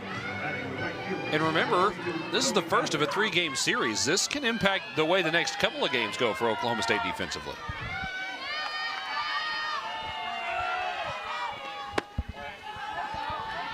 Calvez takes ball 1. I think that's what makes it so fun to be in conference season, is that you know these teams are going to see Ruby Malin again, and they've already seen Crandall and Malin, the top 2 pitchers for Oklahoma State. UCF has stuck with Vega through the whole game so far, and they still have 2 really good arms that Oklahoma State hasn't seen yet. So you have to think that they have a bit of an advantage heading into the rest of the series, having already seen a lot of pitches from Malin and Crandall, whereas Oklahoma State only really facing Vega. Well, and you wonder how this might change the plan for Oklahoma State as a whole this weekend, because with starting Crandall, I would imagine they were hoping to get her through 4 or 5 innings and maybe either bring in Ruby Malin later or avoid using her at all, depending on what the score was like. So it's likely going to have to switch up the plans for the Cowgirl coaching staff as well. Exactly, because you don't want to put too many pitches on Ruby Malin's arm this early in the conference season. It's only the first series, and it's a long season, and so you definitely want to consider keeping her rested. And maybe they'll go back to Crandall tomorrow and see if she can have a little bit better of a start. It's going to be interesting to see. Malin, despite not entering this game until 2 outs in the 3rd inning, has thrown 75 pitches. 76 is grounded right side. Godwin will take it to first for the out. That's pretty close, though. Calvez not wasting any time getting up the line. It turned into a foot race between Godwin and Calvez, and a ton of speed from Calvez. So I love the way she tried to beat that out to the last second. Love the hustle, but Godwin able to make that play. Here's the speedy center fielder, Samantha Ray.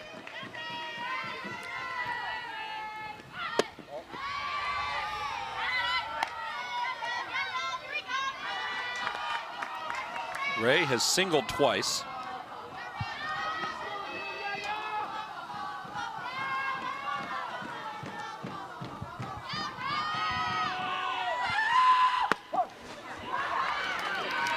That ball gets away, and the runner advances to third.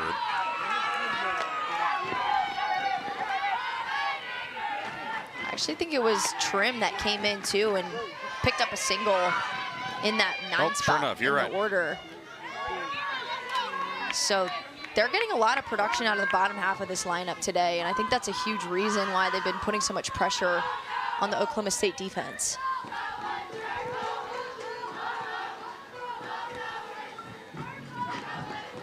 Quick pause for a conversation in the pitcher's circle here. Yeah, it looks like we have 6 singles out of the 7, 8, 9 hitters today. A couple of walks in there too, and they've done a great job getting on base, setting the table for some of those hitters at the top of the lineup. I know we haven't seen them really bring any runs around other than that first inning, but you love to see your bottom half of the lineup getting things done and getting on base. Yeah, it's odd that you don't normally see that kind of separation between where the runs and RBI actually are and where most of the base runners have come from. But as we've mentioned, it's just really made it to where there's been no breaks for the Cowgirl pitchers today. The pressure has been constant. And that makes it harder to pitch to the top part of the order too when you get around to that point. Exactly, especially with some of those hitters at the top with a lot of power. You got to be careful when they already have runners on base. Fans in the crowd wanted that one. Ruby Malin didn't get it. It's a 3-1 count. Now that inside half of the plate, I think for lefties has been a tough pitch. We've seen a few of those really close to the strike zone. That's lined fair up the left field line, and it'll run all the way to the corner. UCF pushing the lead runner, trying to get to third. The throw is not in time. Big swing for Samantha Ray, and she pushes the lead back to 3.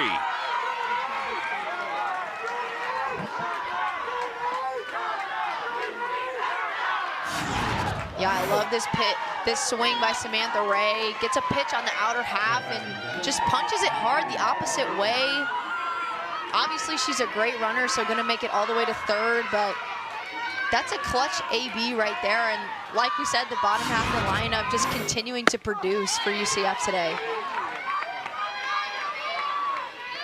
13 hits, the most by a Cowgirl opponent this season. UCF has scored for the first time since the first inning. Swing and a miss for strike 2. Since then, the Knights had stranded 11 runners. So on the one hand, Oklahoma State is only down 3. On the other hand, you might argue that they're fortunate to only be down 3 the way UCF is pressured in this game. Yeah, I would definitely say so. I honestly think UCF has allowed Oklahoma State to hang around in this game, and credit Oklahoma State defense. They've done a good job, made some great plays, but UCF has been so close to making this a breakaway so many times. They haven't been able to do it yet. Lifted foul.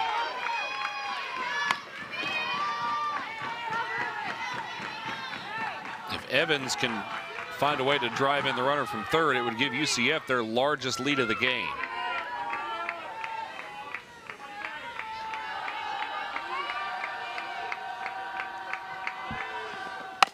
Grounded left side. Foul.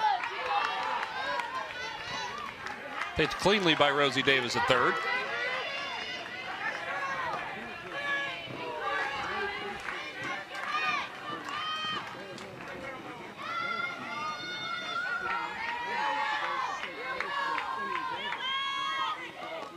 Swung on and missed for strike 3. Malin avoids further damage. It's a much needed strikeout for the Cowgirls heading into the bottom of the 7th. They're going to need some momentum here. It's opener streak alive, but they need at least 3 runs to keep the game alive here as we go to the bottom of the 7th. And Rachel, we were talking about UCF leaving runners on base.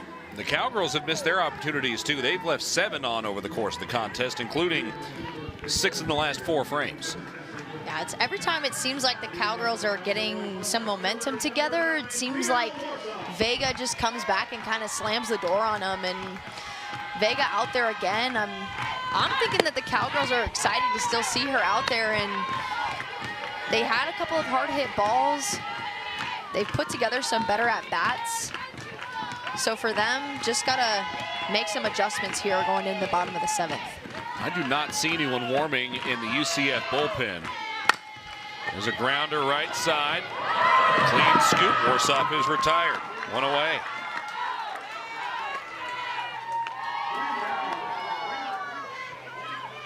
A great way for Vega to start this inning out. Easy ground ball to her second baseman. Nobody in the bullpen. They have full confidence in Vega that she's going to be able to close this out. As many pitchers have been in the circle for UCF this year, they do have 4 complete games as a team, and Isabella Vega is responsible for 2 of those, trying to make it a 3rd. And she works ahead to J.L. Austin.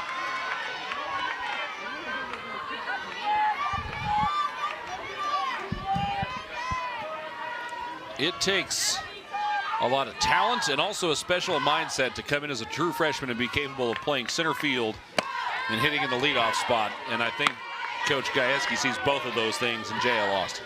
Yeah, Austin has been such a dynamic hitter at the top of the lineup, doing a lot of different things, getting on base, jump starting the offense. She takes a lot of really good at-bats. And she's just been spectacular in the outfield throughout the season, and especially tonight has made some amazing catches and really helped get Oklahoma State back into the dugout when they needed it.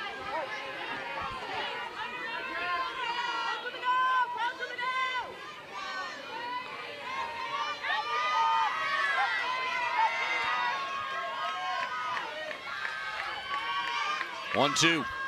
Swung on and missed for a strike 3. And it seems to me that Isabella Vega is getting stronger as she goes. Vega coming in again with this rise ball on the inner half. She's just so dominant in this game with that pitch, and we haven't seen a ton of strikeouts from her, but just 4 today, but she's been using that rise ball to get a lot of pop outs and has been lights out tonight. It's the second time that she's gotten Austin specifically with that pitch. Grounded to third, and Jaimez, who had the 3-run homer, scored on the 3-run homer at the beginning of the game, ends it on the put out to first, and for the first time in program history, UCF wins a game in Stillwater. Oh, what a game for UCF. They were amazing on both sides of the ball. Vega was outstanding tonight, only giving up 2 hits and 1 run to Oklahoma State, whose offense has been outstanding as of lately. And then obviously the offense, 13 hits on Ruby Malin and Crandall, 2 great pitchers. They were just relentless tonight. Didn't even always get that clutch hit, but they got it done. The early offense leading the way for UCF. The Knights pick up the win to 1-0 in Big 12 play. Oklahoma State, a 4-game win streak in home conference openers, snapped in this game today. It's the 3rd complete game of the year for Isabella Vega, and now a lot of chess pieces to play with for UCF, especially in the circle for the rest of the weekend. Yeah, with Dempsey and Stewie, 2 amazing other pitchers on this UCF staff. Oklahoma State hasn't even seen them at all, and UCF has seen both Malin and Crandall, so they're going to be in a good spot for the rest of the weekend. Vega moves to 6-2 on the year. Crandall takes the loss to fall to 6-1. It's her first loss of the season. The Cowgirls will be looking to bounce back at 2 o'clock tomorrow right here on ESPN+. But it's the 3-run home run from Mertez that proves to be the difference in the game. UCF adds one on late, and the Knights get it done on Friday night in Stillwater. We thank you so much for tuning in. For Rachel Becker, I'm Adam Hildebrand. This has been the Big 12 on ESPN.